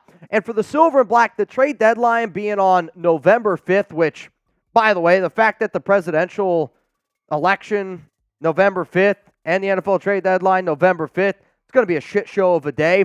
The Raiders play the Bengals on November 3rd, okay? A good measuring stick, a good measuring stick, because then the week before that, you play Kansas City. So you're going to know how good of a football team you have, and then the Raiders, they have Week 10 bye. So you technically have the 4th and the 5th to figure out some of those extra spots that you need, and then you have that entire week if you do end up making a trade where your player, who you do trade for, can get acclimated. So the deal that I have here, if the Raiders are buying at the deadline, I'm saying let's go try to get somebody like a Marshawn Lattimore from the New Orleans Saints. This also takes two to tango. This also means that I don't see New Orleans being very good this season because you're not going to trade away Marshawn Lattimore if you're in the hunt of it. If the Saints are bad, then guess what? Then they're not going to, if the Saints are bad, that's the only way that this deal is going to end up going down. So the Raiders, you miss on signing that free agent corner. Your current cornerbacks, I do think, could potentially be that Achilles heel, and the Raiders would have to give Lattimore a new contract. The Silver and Black need a legit outside corner. You need somebody that can go out there with Nate Hobbs, can go out there with Jack Jones. And now, if Jack Jones and Hobbs go out there and they show out, maybe you don't need to give Marshawn Lattimore you don't need to trade for him. You don't need to give him a contract because you're probably going to have to end up paying those guys. For New Orleans, though, they traded up for Kool-Aid McKinstry. Hell, I can literally remember exactly when they did it because it was right in front of the Raiders. New Orleans also has a lot of young talent at the corner spot, and for Lattimore, who's got no more money guaranteed on his contract after this season, he wants a new deal, and he's going to get a new deal from some team. So, like, if you're New Orleans and you don't think that you're going to be able to pay him this offseason, you might as well trade him at the deadline and get something in return for him, a player that is one of the best corners in the NFL when he's healthy. And I do think the mentality, the swagger, you put Marshawn Lattimore, Nate Hobbs, Jack Jones in a secondary with Trevon Merrick, with Marcus Epps, with this defensive line, dude, good luck, man. That's the best defense in the NFL. That's the defense that can carry you into the playoffs. Now, I still got one more trade coming up here in just a second, but I got to give a shout-out to the new subs, and I really, really, in the month of July, want to do a better job of just saying, hey, if you're taking time out of your day to hit that subscribe button, helping this family grow, I'm going to give shout-outs here. So if you want to see your name on a show, hey, you got to be a new sub. Hit that subscribe button. Let's go to the final trade here, and this is one if the Raiders are selling. And let's be real. If the Raiders are sellers at the deadline, okay, there are two players that teams are going to have interest in. The first one, Davante Adams. I'm not putting Davante Adams in a trade just because I believe Davante that he actually doesn't really want to go anywhere, that it's a lot more to him than just the football aspect side where he does want to be a Raider. He loves being a Raider. He wants to be closer to his family, and he's just at that point of his career. But, like, his contract could potentially be an issue, and the Raiders are probably going to have to restructure it. The trade, though, that I'm going to end up making is this one if they are sellers at the deadline. And the Raiders, you're going to get a second-round pick. The Commanders, you get Colton Miller, our left tackle. And this was not an easy trade for me to do. It wasn't an easy trade for me to pull off. But again, if you're selling, then sometimes it's smart to sell. For Colton Miller, he's got $0 million guaranteed on his contract after this season. So, like, if I'm Colton Miller, I'm going, I want a brand new contract. The reason why the Raiders would trade him away is what happens if Colton's injuries just kind of continue and they linger, and you're not sure if he's going to be healthy, you're not sure if he's going to be able to go. The other reason why you could potentially do it is if the Raiders have confidence in Thayer Munford to play left tackle, or even a guy that they signed this offseason, Andres Pete, which I do think is something that people need to keep on their radar because guess what? The Raiders do have a lot of confidence in Munford, and they do think that he can play left tackle. I also think it's something that, you got to read the tea leaves here a little bit of. Could also be a reason why they drafted DJ Glaze in round 3 because they believe that he could potentially play right tackle. So when you look at the versatility of this Raiders offensive line, it's a lot deeper than what it actually gets credit for. And Colton Miller is a top 10 left tackle when he's 100% fully healthy. But the injuries have started to pile up here a little bit. Yes, he's a team captain, but I've also said that Andre James has more weight in terms of being a team captain on that offensive line than what we've seen in years past. Plus, the Raiders have upgraded their offensive depth just in case something does end up going down. Now, why the trade makes sense and why Washington would do it, the Commanders desperately need a left tackle. I actually do like Cornelius Lucas. I think he's a lot better than what gets credit for. Now, he has not played a lot, and he's been a player that I've actually talked about trading for in years past because we've needed a tackle. But then also, I don't want to trade Miller to anybody in the AFC. You send him away to the NFC. On top of that, and maybe this is me looking into it a little bit too much, but there would be a part of me that goes, Antonio Pierce sends Colton Miller to help his buddy Jaden Daniels. And like Jaden still has a very good relationship with AP, still has a very good relationship with Marvin Lewis, and that those guys want the best for Jaden. So in a win-win situation, you trade away your best left tackle to help out one of their best players, somebody that you are very, very close with, somebody that you watch grow up. And in return, you get a second-round pick that can help you potentially go out and get a guy next season. So I threw 5 trades at you, okay? And the way that I want you to do it, if you think that the before training camp idea is the best one for Khalil Herbert, I want you to type 1 down below. If you think it's the one for DTR and the Cleveland Browns, type 2. If it's James Bradbury and the Philadelphia Eagles, type 3. If you like the one with the Saints and Marshawn Lattimore, type 4. If you thought the final trade where we send Colton Miller to the Washington Commanders is your favorite, I want you to type 5. And please, please remember that if you haven't yet, comment your trade ideas below. I get a lot of trades on IG. I get a lot of trades on Twitter. And I really wanted this offseason to say, you know what? I want to see what you guys have to say, and I'm going to give my honest opinion. I'm going to react to it, and I am. I'm going to post it on this YouTube channel. I'll probably also post some of my favorites as well on social media at Mitchell Renz 365. What up, Jake Serb? What do you call a twerking cow? Beef jerky. Barats. Beef jerky. Decent. I couldn't put his other one up. What was that? What do you call? I don't even know if I can say it. If you can't say it, you can't say it. What do you call a twerking person? What do you call a? How do I say this? You can't. If you can't say it, you can't say it. What do you call a bull using Jill? A hand? To do that. Beef stroganoff. That's pretty good. That's pretty good. I'll tell you what, it's a lot cleaner than what I thought it was going to be. But you're right. You're right. How dirty do you think it was going to be? Also, Venom. What's up? What up, Venom? Coming up here on the show, we got one mailbag, and then I'm hasta la vista baby for the day. Rebel wants you to check your Venmo. I think he might be in one of the races, or. Oh God, I don't think he is. I mean, Reb, if you want to race, we can race. I'm just saying. If Rebel wants to race, we can race. I don't know if he has the ability, though. I don't know if he's going to have the ability. I just sent it to you. Rebel, if you want to race, we can go David Zahn style. It's up to you. He said, I'm at work. That's all right. Never mind. He's a truck driver. That would be wild. You're just driving down the road casually, and you see a man driving an 18-wheeler throwing a boot down.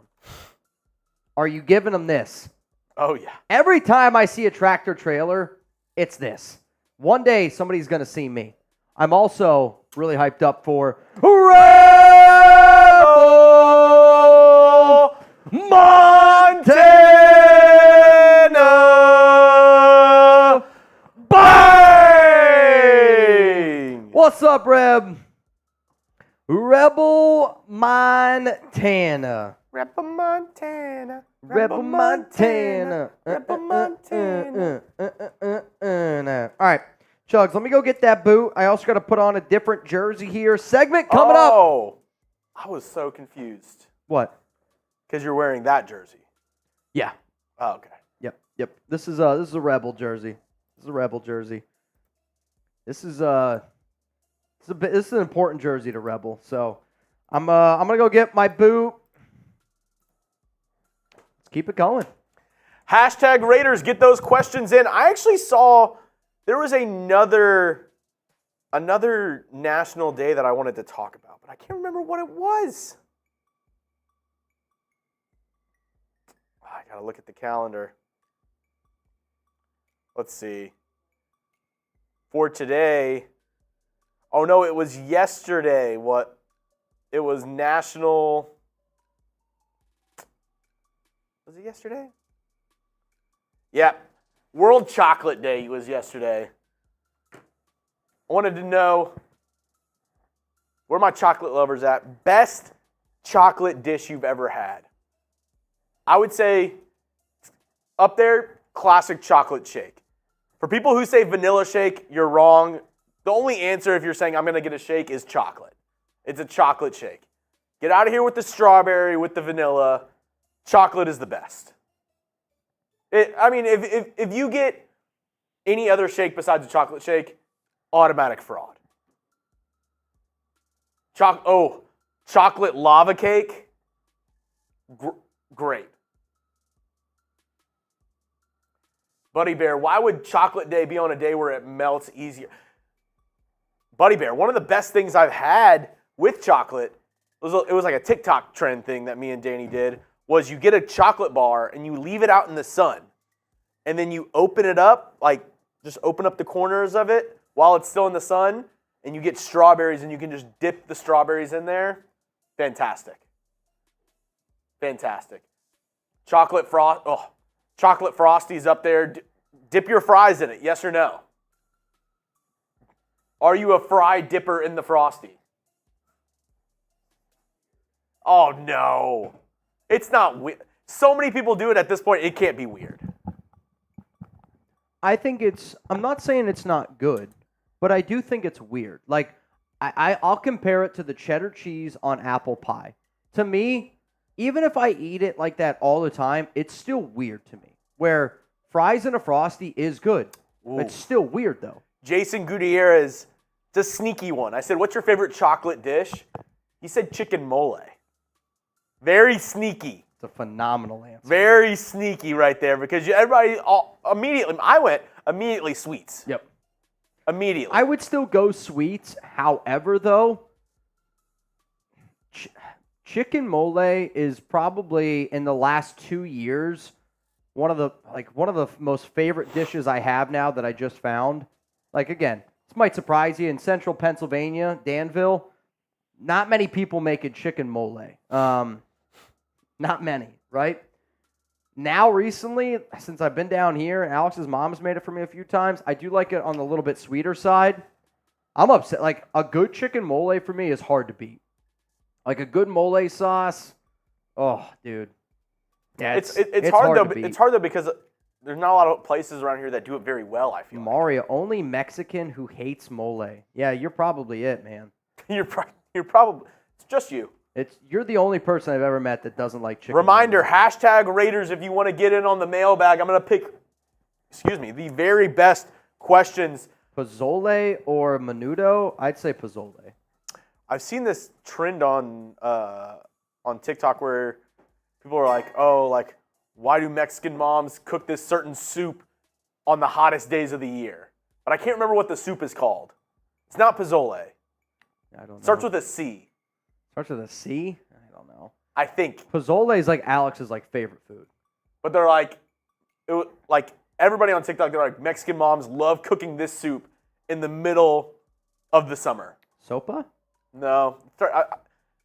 Caldo. That's what it was. Anthony Green is in the duck race. Rafael knows. Caldo de res. What the heck is that? It's like a Mexican soup, but they're like, I don't know why Mexican moms love cooking it in the summertime, and it's a soup. I mean, if you look at it, it looks like a summer soup. Caldo? Yeah. Caldo de res. I'm looking at it right now. It's like a beef and vegetable soup. Bone-in beef. Yeah, I'll tell you what, looks good. It looks like a better soup that you should eat for when you're sick. It really does. It looks freaking gas. Okay, what do we think this boot time's going to be? Speaking of insane times, and Jeremy and I were talking about it today, for the longest time, we've been like, could Jeremy enter in the gallon drinking lemonade contest? I don't know if you guys saw Badlands. Homeboy drank a gallon of lemonade, so 3.6 boots. 3.6 boots, 21 seconds. And I've said it the whole time. I said, in a singular boot, I think I could maybe beat him. Like, it's like the Olympics. That's his time. It's like the Olympics. You're 100 meter 100 sprint. meter, I got him. But he's a way better long distance runner than I am. I mean, that's you. Boot, half a boot at your normal pace. Yes. Without stopping at all. Did you see? I saw a video of one guy. The crowd was really like cheering him on to throw up, and he literally was just puking for probably a minute straight. Like, he was just sitting there. It kind of reminded me, like, when I was a kid, we had a well, so we had to pump. You have to pump the water to get it to come out. That's what it reminded me of, where somebody was just pumping it, and then 20 seconds it would just be.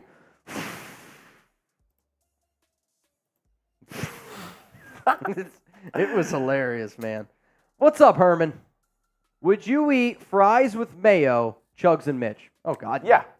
Oh, yeah. Fries with mayo is really good. That's how they eat it overseas. Yeah, when I went to the Netherlands, I was in Amsterdam. when I was like, I'm going to say 20, 21 or 22. And that was like the only way that they served it. Like if you ordered fries, it came with mayonnaise. Garlic mayo, a little bit better. Also, I mean, fry sauce is basically mayo mixed with like whatever, like ketchup or whatever. Like mayo, like some fancy sauce, some ketchup mayo mixed with my fries. Very good.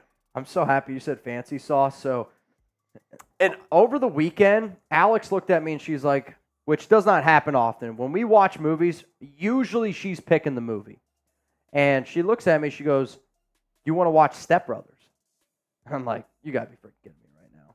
She's like, "Do you want to watch Step Brothers?" I'm kind of in the mood to like laugh. And I was like, "Let's run it." And I was laughing so hard. And it's definitely a dude movie, but like, come on. Now, I am in the minority of this. Whenever I go to Cane's, I like to eat my fries with cane sauce more than my chicken tenders. Whenever I go, I'll eat all my fries with the cane sauce, and I'll just eat the chicken tenders with like some ketchup or some hot sauce. I might be in the minority, but I think cane sauce goes better with French fries than it does with the chicken. Maybe it's just me. Let me know if I'm crazy.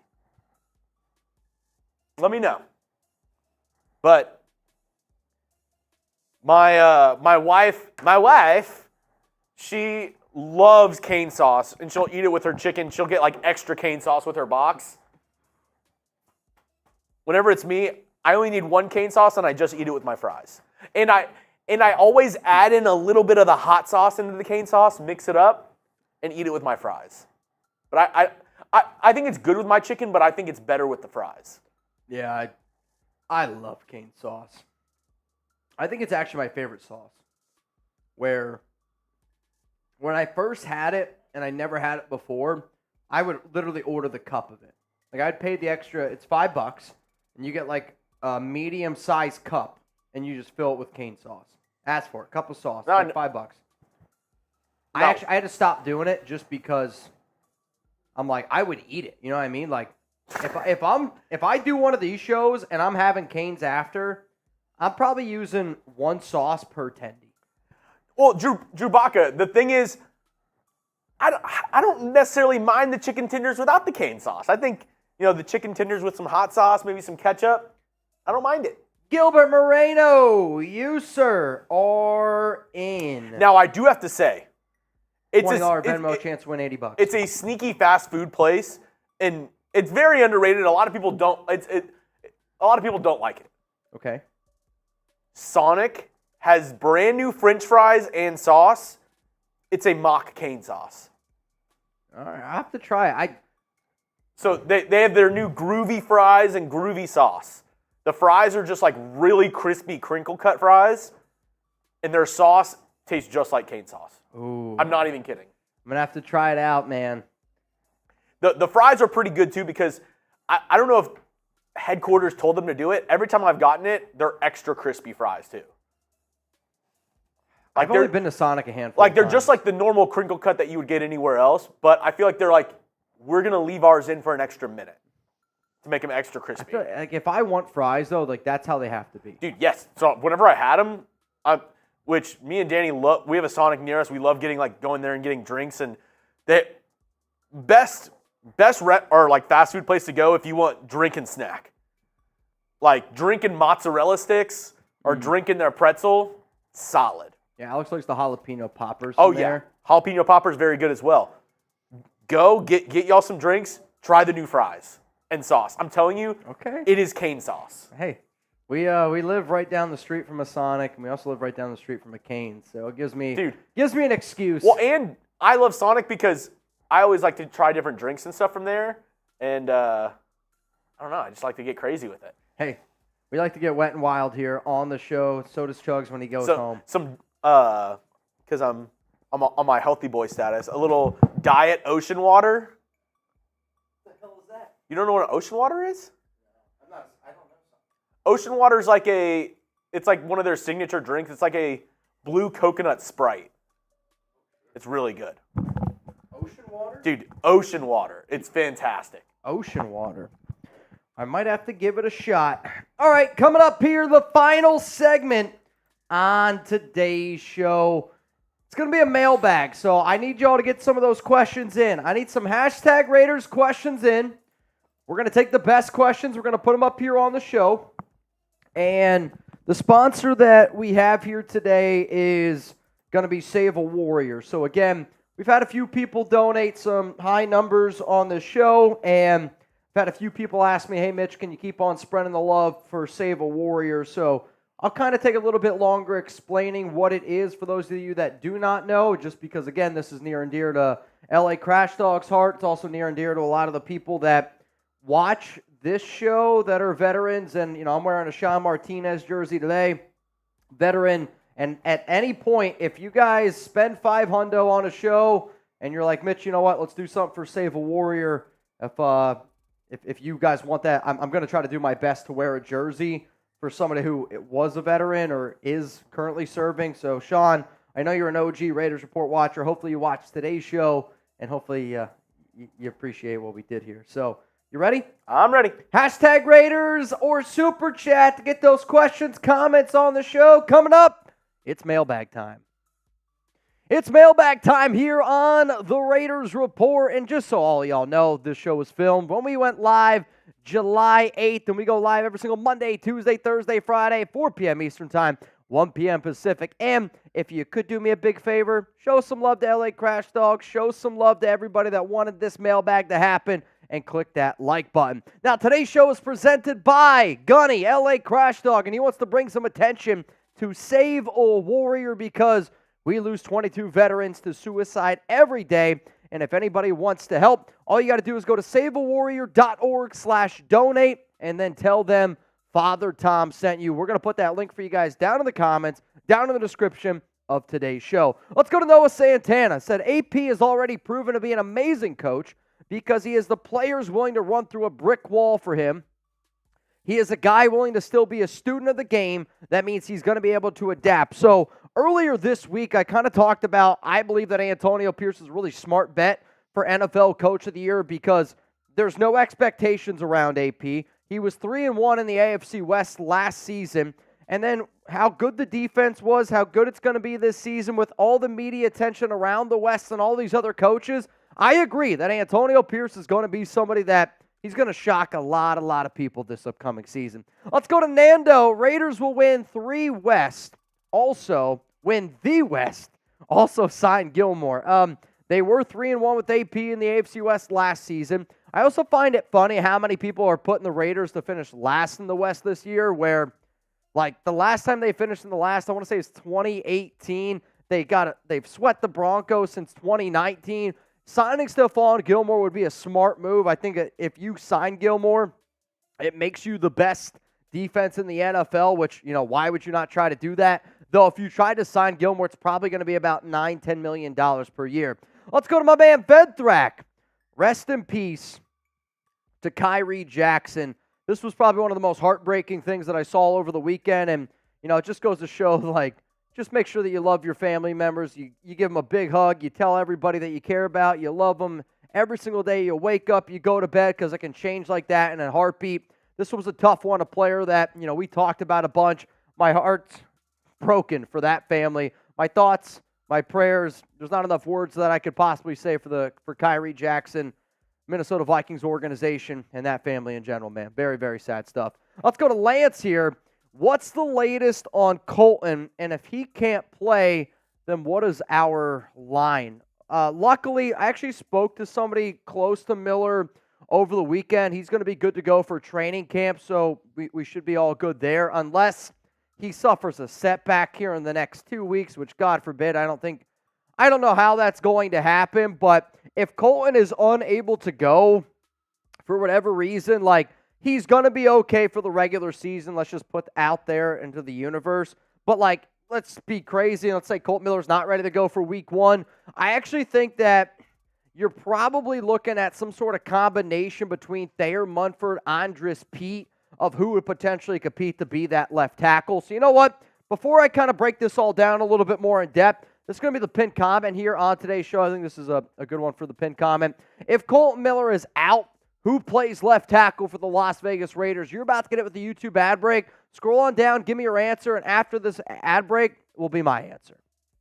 To me, who plays left tackle for the Raiders, I actually do think they're going to end up saying it's Andres Pete, where one of the reasons why the Raiders signed Pete as soon as the NFL draft ended, and Antonio Pierce even said, like, he's going to predominantly stay on the left side. I'm not saying that Thayers doesn't have that opportunity, but why would you not want your young player getting his first starts at right tackle to potentially stay at right tackle?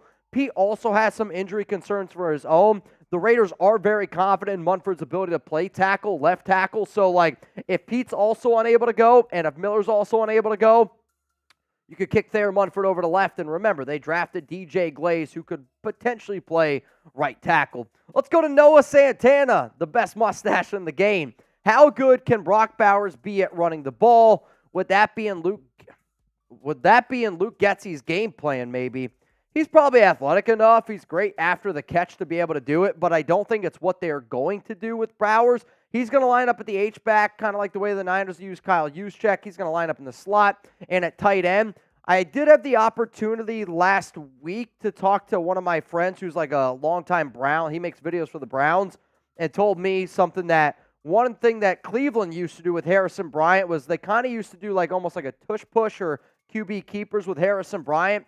It could be something to look at of maybe the Raiders, and I hope that we remember this, of like if the Raiders are 4th and goal, do you bring in a Harrison Bryant who apparently has some experience playing or doing this whole like tush-push thing with Cleveland? Just something to think about. So maybe it's him and not Brock Bowers. Let's go to Michael Macias. You're next up here on the show.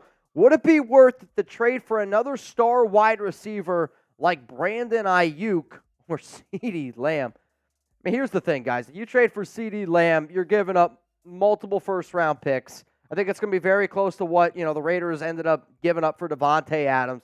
And then you got to pay him $32 million a year, right? So you're not really going to pay a receiver when you have Devontae, a receiver who, remember, he's on the books these next 2 seasons. Not this year in 2024, but 2025, 2026 for $44.1 million. They're not going to – the only way that you're trading for CeeDee Lamb or Brandon Ayuk is if you trade away Devontae Adams and you don't want anything to do with his contract. So my answer to this would be no. If the Raiders do make a big-time trade, if they make a big-time signing, if anything major happens around the silver and black, I want you always to know that we're going to make a video around it. We're going to be pumping out content all year long. In fact, nobody makes the amount of content that we do. I actually had a Raider fan tell me the other day, you guys make too much content. Hey, if too much free content is bad, then guess what? We're not the channel for you. But I do want to give some shout-outs here to some of our new subs. Torres, Aaron, Nelly, and Rain525. Salute y'all for joining the Raiders Report family. Let's go to God Family and Raiders for Life. Who should get the DC position if Patrick Graham gets a head coach job next season? Marvin Lewis, Rob Leonard, or someone else? I'm glad that you threw in Rob Leonard here because that would be my pick. And to me, Rob Leonard's one of the best defensive football minds that there is, and the NFL knows it. The Raiders know it because an easy way to see, like, sometimes, like, who are some of the coaches that are very well respected are some of the coaches that show up at, like, the East-West Shrine game, Senior Bowl, like all that kind of stuff. Rob Leonard would be the pick that I would have. I do think Patrick Graham is going to get some head coaching looks next season just because of how talented of a coach that he truly, truly is and how great we see this Raiders defense going. But guess what? Yeah, I'm going to promote Rob Leonard. That would be my pick for defensive coordinator. Let's go to Dan. How many catches for Laube this season? My number is somewhere around 20. And that's actually probably a pretty high number for a lot of people that don't follow the Raiders just because they don't really anticipate Laube to get all that much work. But I know for a fact that this team loves Laube. Laube's getting a lot of attention around him. He's a hell of a running back. He's a hell of a playmaker, hell of a person. They love what they have in the young guy out of New Hampshire, and I think that the nation's going to see what they got.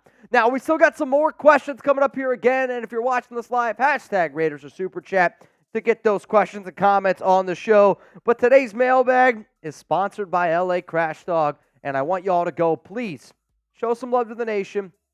Show the love to all of our veterans. If you enjoyed your 4th of July weekend, there's a reason why you were able to do it. Go to saveawarrior.org/donate and tell them Father Tom sent you. So the message that I'm about to read is a message from LA Crash Dog, longtime Raiders Report watcher, on why you should go help save a warrior. I want to bring attention to Save a Warrior. LA Crash Dog is an ambassador for Save a Warrior, where we help military veterans and first responders struggling with PTSD and suicide. Save a Warrior doesn't charge them anything to attend, so that means Save a Warrior relies solely on donations to get the veterans and first responders through the program. And they are not a big organization like Wounded Warrior, so they need all the help that we can give them. Although they're not as big, they're having much more success with a 99.5% success rate since 2012. However, we lose 22 veterans to suicide every day, so the need is urgent. So I'm asking the nation to give whatever you can to Save a Warrior at saveawarrior.org/donate. Tell them Father Tom sent you. Thank you from the bottom of my heart, Raider Nation, and thank you to all the real ones out there who keep helping us do this thing right here. So this right here is LA Crash Dog, a veteran. I'm rocking a Sean Martinez jersey. He's a veteran. I wore a jersey earlier on today's show, Hellcat Q. We got a lot of veterans that do this show. And if you guys want me to keep putting out Save a Warrior, to keep this message going, believe me, I'm going to continue to do it. And I've had a lot of awesome messages from Raider fans. I've had a lot of messages from people that were veterans that had no idea that Save a Warrior existed. Bottom line is we do a lot of crazy shenanigans stuff. But always remember, at the end of the day, we are a family. And if this is important to Crash Dog, it's important to me, and I hope it's important to you.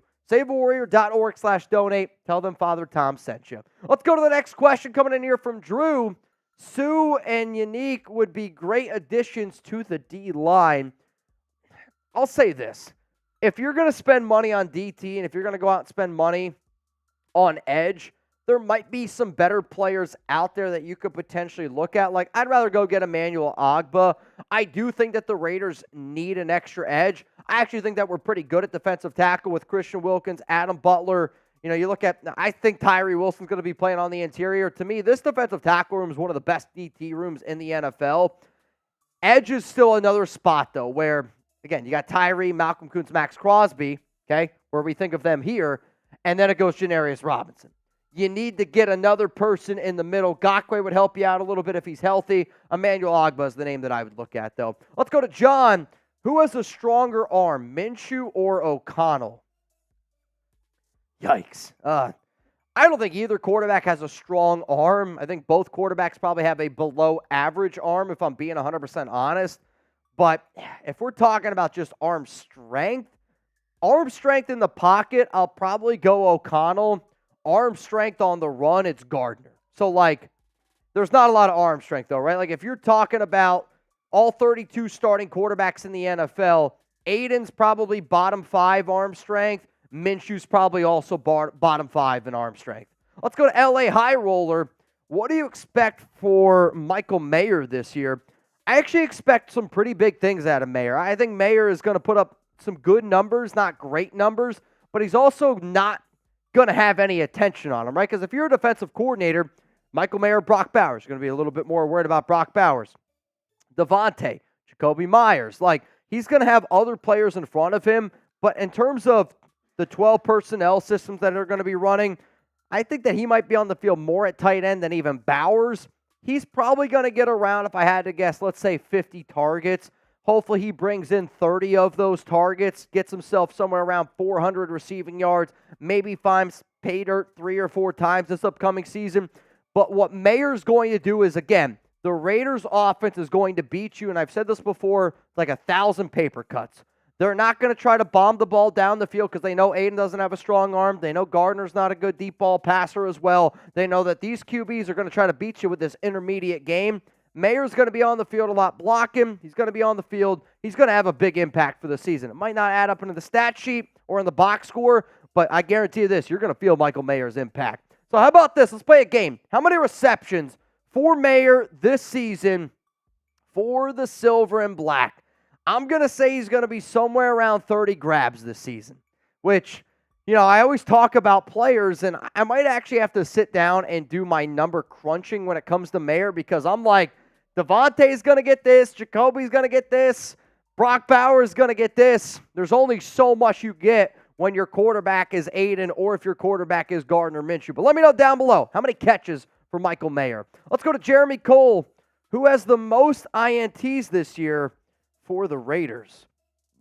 I would say it's between Jack Jones and Nate Hobbs. And the reason why I'm going to go with those two guys is, one, Jones is the most aggressive corner that we have. And if I'm Las Vegas, I'm telling our corners this year to play aggressive. If you have a defensive line like the Raiders have, you're going to be able to bring forward, you're going to be able to get pressure, which is going to force some bad turnovers. So, I want our corners to be aggressive. It's also a good thing to be aggressive when you have two solid safeties in Trevon Merrick and Marcus Epps on your back end.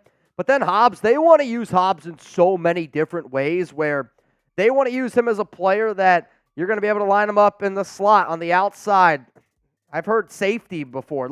They have such high expectations for those two guys. That's why I'm going to go with those two routes. Let's go to Rustin Long, best Raiders wide receiver core ever. But this year, no, I can't say that. I do think if you consider, because you got Devontae, solid. Jacoby Myers, solid. Brock Bowers, to me, I add in that receiver core as well. Michael Mayer's a really good tight end. Gallup, to me, is getting very much so overblown. I don't think he makes as big of an impact as what a lot of Raider fans think, just because he's not 100% healthy, and he's never just going to be 100% healthy again. Guyton is a solid player, but, come on, y'all. There's been much, much better Raiders receiving cores throughout history than the one we have now. It's a talented group, don't get me wrong. I do think the Raiders wide receiver group is the best in the AFC West. It's better than Kansas City. It's better than Denver. It's better than the Chargers. 2002 with Tim Brown and Jerry Rice?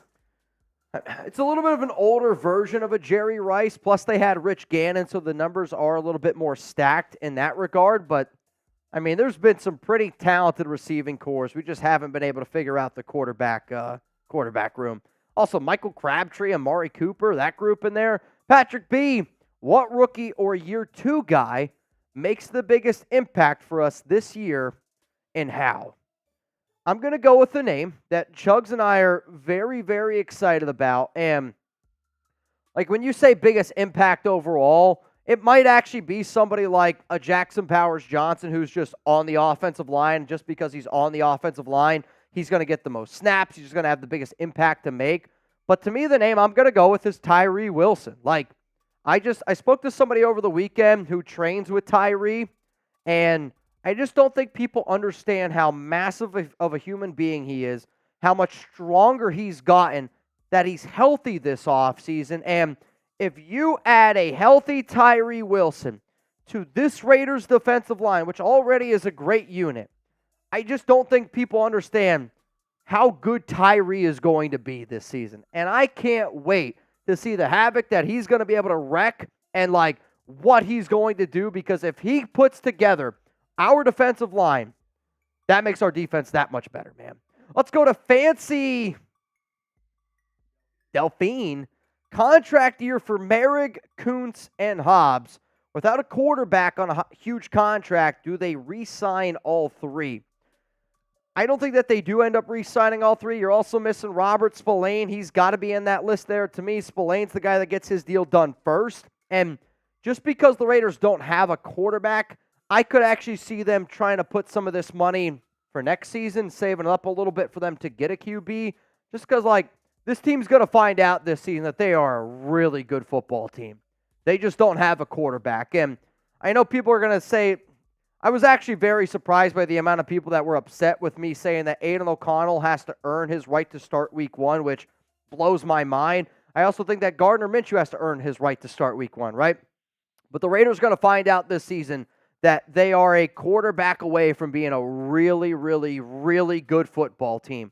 So, could they do this and where they can give some money here to some of these guys? Yes, absolutely. But also, I think that they want to be safe, and they say, well, what happens if we need to be able to go out and pay a quarterback? Because they're not going to be in a position to draft somebody high because they're a good football team.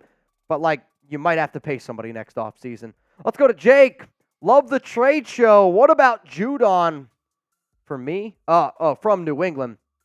I'm glad you enjoyed the trade show. Not everybody loves when I do crazy trades. I'll say Matthew Judon is an intriguing player because the Raiders do need another edge rusher. And I don't see New England giving up on him now. And if you're the Patriots and you're at the NFL trade deadline, right? Like, I don't anticipate the Patriots being a very good team this year. The trade deadline is November 5th at 4 p.m. Eastern time. Judon is also in the final year of his contract, and if the Raiders were to trade for him by the trade deadline, you're essentially paying Judon $1 million per game, okay? So if you trade for him, that means you got week 11, week 12. You're still going to have to pay him in week 10, even though the Raiders don't play. So, like, you're going to be paying him about $1 million per game is kind of like the way his contract works out. If you're the Patriots and you know that you're not going to be bringing him back 32 years old, somebody who could help you out at edge, I think if they did this, it would mean that either Malcolm hasn't been living up to the hype, Tyree hasn't been doing his thing, Max hasn't, been doing his thing, or one of those guys got hurt. But, like, not going to happen now. Could happen down the road. Let's go to God Faith, the Raiders for life. Gilmore at $10 million per year, or Witherspoon at $2 million per year at corner/starter depth. I'm going to take Gilmore. To me, we have depth at corner. We have, like, if you add a Witherspoon, to me, that's like adding a Brandon Faison. You know what I mean? Like, yes, he's long and lanky, but Brandon Faison, to me, and Witherspoon are kind of the same guy, where if you go out and you add a Gilmore, that means that a dude like Ja'Cory Bennett can learn. A guy like MJ Devonshire can learn. A guy like DeCamerion Richardson can learn for a whole year. Like, think about how much we talked about a quarterback learning, like a young rookie, if we were to draft one, learning for just an extra year. I do think at corner, you can look at it the exact same way, where, like, I do think Ja'Cory has some benefits to him. Like, he has some talent. He just needs to be able to put it together here a little bit more. You go out and you add Stephon Gilmore, you give some of those younger players, which, quite frankly, and no disrespect to Brandon Faison, I don't really care about Brandon Faison. I care about DeCamerion Richardson, MJ Devonshire, Ja'Cory Bennett, those three guys. You need one of those three players to be able to figure it out, because Jack Jones has figured it out. Nate Hobbs has figured it out.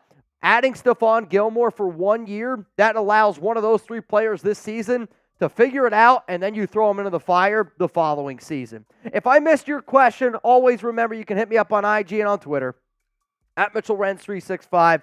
We do a lot of different shows here on the Raiders Report, and I know that once the season gets going, it's even harder to get in contact with me. So, like, I mean it. The offseason is the time of the year where you guys can get a hold of me a lot easier. So please give me a follow on social media, at Mitchell Renz 365.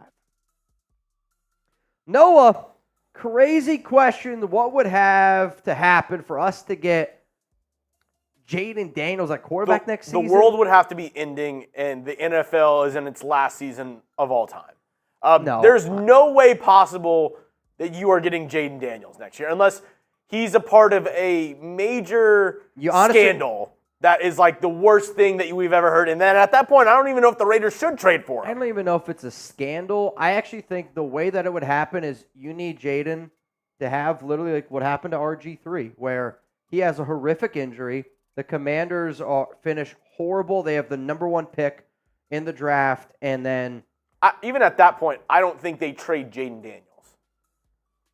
I don't totally disagree with you, but like you could see a situation similar to like, this past year with like the Bears, and they're like, oh, like what's going to happen with Justin Fields? Like, he's talented, but that was in his 4th year. To this question, Jaden has to have a horrific injury. And I mean horrific, where people are like, is he ever going to be the same? Because if he can't use his legs, then they have the number 1 overall pick. But then he wouldn't play if he had that bad of an injury, he wouldn't be the quarterback next year. You're probably not wrong. I'm trying to paint the picture. I don't know. I'm trying to paint the picture. If he lost his legs, he could be the Raiders quarterback in 2025. I promise you this, though, and you can book this show, you can bookmark it however you want to do it. If Jaden does struggle, right, and I could see Jaden having a career kind of similar to like a Jordan Love, where he might struggle in the beginning a little bit, but he is talented, and if you give him time, you put him in the right system, he will succeed.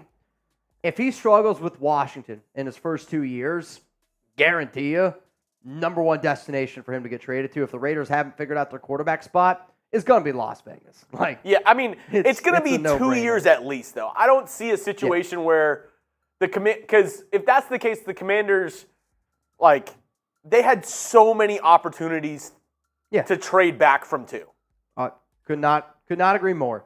Can't walk. You are in the duck race. $20 Venmo right now. Charles, you in. Right now you would get in. $20 Venmo. You have a chance to win $100 here on the Raiders Report. And if you want a chance to win Raiders and Cowboys preseason Week 2 tickets, I need a $10 Venmo at Mitchell Renz 365. We're going to do that raffle at the very, very end of the week on Friday. Noah, I did say crazy questions. Hey. That is fair. You did say crazy. I gave you crazy. That's what you got. I'm crazy. Crazy man right here. This week's deals, $10 Venmo, chance to win preseason tickets. That giveaway is going to be on Friday. If you want to get in our duck race today, which we're about to do right now, $20 Venmo. Every hundo is a bang, and Zon and Noah Santana got this thing to a shit show. So every hundo, I'm doing a beer bong, I'm doing a bang. Also, every bang, we give away a free ticket entry for the preseason tickets. 5 bangs this week equals a shit show. So if we hit 5 bangs again tomorrow, shit show. Shit show. Show a shit. Show a shit. If we get 3 bangs by the time this show ends, I'll do a boot. Technically, I have to do a boot anyway, but I'll do a boot all at once. Bang, nice. Bang, bang. Evil Chuggs. What's the chances of LV signing Antoine Jameson? I think you have the wrong guy. Isn't that a basketball player? Basketball player. Might be thinking of Jamison Crowder. No, he just keeps doing this. He was the guy that asked earlier about the other basketball player that we couldn't pronounce. Oh, that was Evil Mitch. Call me crazy. I think Evil Mitch and Evil Chuggs is ran by the same guy. Maybe. You should see Evil Sketch. Too soon. Too soon. Way too soon. Jonathan! You either die a hero or live long enough to see yourself become the villain. Yeah, Not saying that he's a villain, but... No, but now the finger... Hooray! Oh. Shout out to Mitch and Chuggs. Keep doing your thing. I watch all your shows, Mitch, and I'm super excited for the Raiders season. Just bought my tickets to the Panther game. That's what's up, Jonathan. What? What's that? I mean, now. I don't know where that finger's been. I don't know. I might smell it. Dude, first Raiders, you're going to go to that's what, week 3, home opener? Jealous, man. Very, very jealous. I'll also have some information this week I'm hoping this week, on Jeremy and I when we go to North Carolina. We're going to be in North Carolina September 7th and September 8th, very close to Raleigh, North Carolina. Raleigh. If you've never been there and you want to party with Jeremy and I, also, we're going to do like a fun little raffle. I'll have some more details on that, where you can join a dinner with Jeremy and I on Saturday night before the Raiders kick off, and then Sunday we're doing a watch party in North Carolina. So we'll have all that stuff. We'll have some of those details for you either this week or next week. It just depends, it's when Saturday I get it. night, all right. Patrick B. Chuggs, give us some insights on the Texans. They signed Jerry Hughes today as edge depth. But, I mean, the insight on the Texans is just guys in year 2 who we're all looking at, expecting them to be amazing. C.J. Stroud, Tank Dell, Will Anderson. If all those guys are as good as they were last year and even improve a little bit, this Texans team is going to be the team to be in the AFC South. I mean, If C.J. Stroud takes a step, the Texans could be a problem. Again, it's another problem in the AFC, which the AFC is just so stacked. Right? The AFC right now is the West in the NBA. I know the Celtics won the title, but the West is still the better conference. Yeah, I mean, I think it's a lot of pressure, but I mean, the expectation is that the Texans win 11 plus games. Yep. Make the playoffs as the AFC South champions. Yep. And make it to the AFC Championship game. That's the expectation for this team. Of the moves that they've made, what they've done. And it's well, we talk about all the time of NFL teams. If you draft a player, and that's why Mitch wanted to go up and draft Jaden Daniels so bad, because if you hit on a rookie quarterback, your Super Bowl window's then. Yep. It's now. Because you are paying a quarterback who's a high-level player that, most teams who have that level of quarterback, they're paying him a quarter of their salary cap. Yep. You're paying that quarterback maybe a 20th of your salary cap, but he's still playing at the caliber of those other guys to where you can add guys like the Texans did with Stephon Diggs and Danielle Hunter this offseason. And they can maybe even continue adding this offseason. So a lot of Noah. a lot of good stuff there for the Texans. If this the year. Raiders traded for C.J. Stroud, I'd go live for 24 hours straight. Oh, I mean, it'd be the worst trade in Texans history, and that's after they traded DeAndre Hopkins for David Johnson in a second. Yeah. That was a wild. I mean, the crazy thing is, Noah, which now looking back, I don't know if the Texans would have entertained it. I have no clue, but Raiders tried. It was a split. Yeah, Ziegler. Dave Ziegler wanted C.J. Stroud badly, and Josh McDaniels said no. So, McDaniels. Ruining our life still, even though he's far away from the organization. The only good thing Josh McDaniels has ever done for the Raiders, I shouldn't say that. Robert Spillane was a good move. Trading away Darren Waller was a rare win for McDaniels. But besides that, he gave us the opportunity to go live for 26 straight hours, and I can't think of another good thing that guy has ever done. All right, Chuggs, I sent you the names of all the people in our duck race. I got 11 names in right now, which means somebody's going to win $110 today.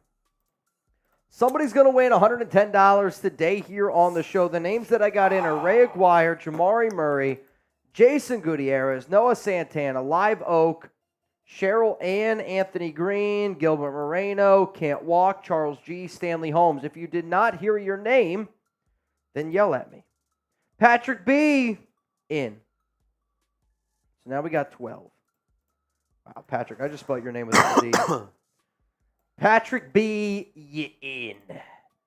You in. I also love that you had cap lock on for half of the names. Yeah, sorry, that's on me. Yoda, McDaniel's legacy lives on like a stain that you can't remove from your carpet. That's super accurate. Though, I realized this weekend that if you bleed on a carpet, you can get it out with hydrogen peroxide. I never knew that. Yeah. Chuck had a fun week, but he cut up his paw, man. Got Rebel. Swimming too much. Yep, get him in. Rebel in. All right, so winner gets what, 130? Oh, wait. Blaine says he wants in on the action. Blaine Craig in. I think now we're good. Patrick B., Blaine Craig. Noah, other good thing McDummy has done is eat corn the long way. Eating corn the long way, though, that's a tough one. That's a tough sell. All right, Jeremy. All right, Mitch. You guys ready? Winner of this race is going to get $140 here on the show. And this race is going to be out of this world, from what I can see. 3, 2, 1. And here we go. Jamari Murray. Jamari! Honestly, he's creeping me out right now. Anthony Green can hear maybe too well. Noah Santana got the crabs. Can't walk. He's walking fine. Ray Aguirre, I mean, he's doing really. Charles G., I don't know what he is, man. Live Oak. Live Oak. Live Oak. Good for you, man. Patrick B., somebody's got some weird eyeballs up there. Does that say Blaine Craigslist? Yep. That's hilarious. 20 seconds to go. Somebody's going to go with $110. $140, excuse me. Oh, dude. I'll tell you what, Blaine. You look like you can search every Craigslist out there. No problem. Who's it going to be? 5 seconds. Who's this guy? Oh, man. Jason Goots. It's the Goots. Looks like he's gritting. Honestly, it does. This is how I picture my gritty. Jason Gutierrez with the win. Jason, if you could please confirm that you just received $140 here on the Raiders Report, that would be much obliged. Who got the butthole pick?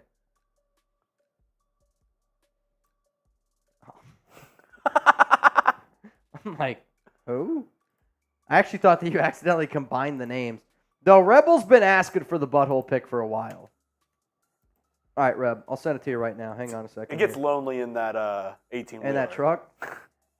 He's like, I drive stick. All right, Reb, I'm going to send you a pic.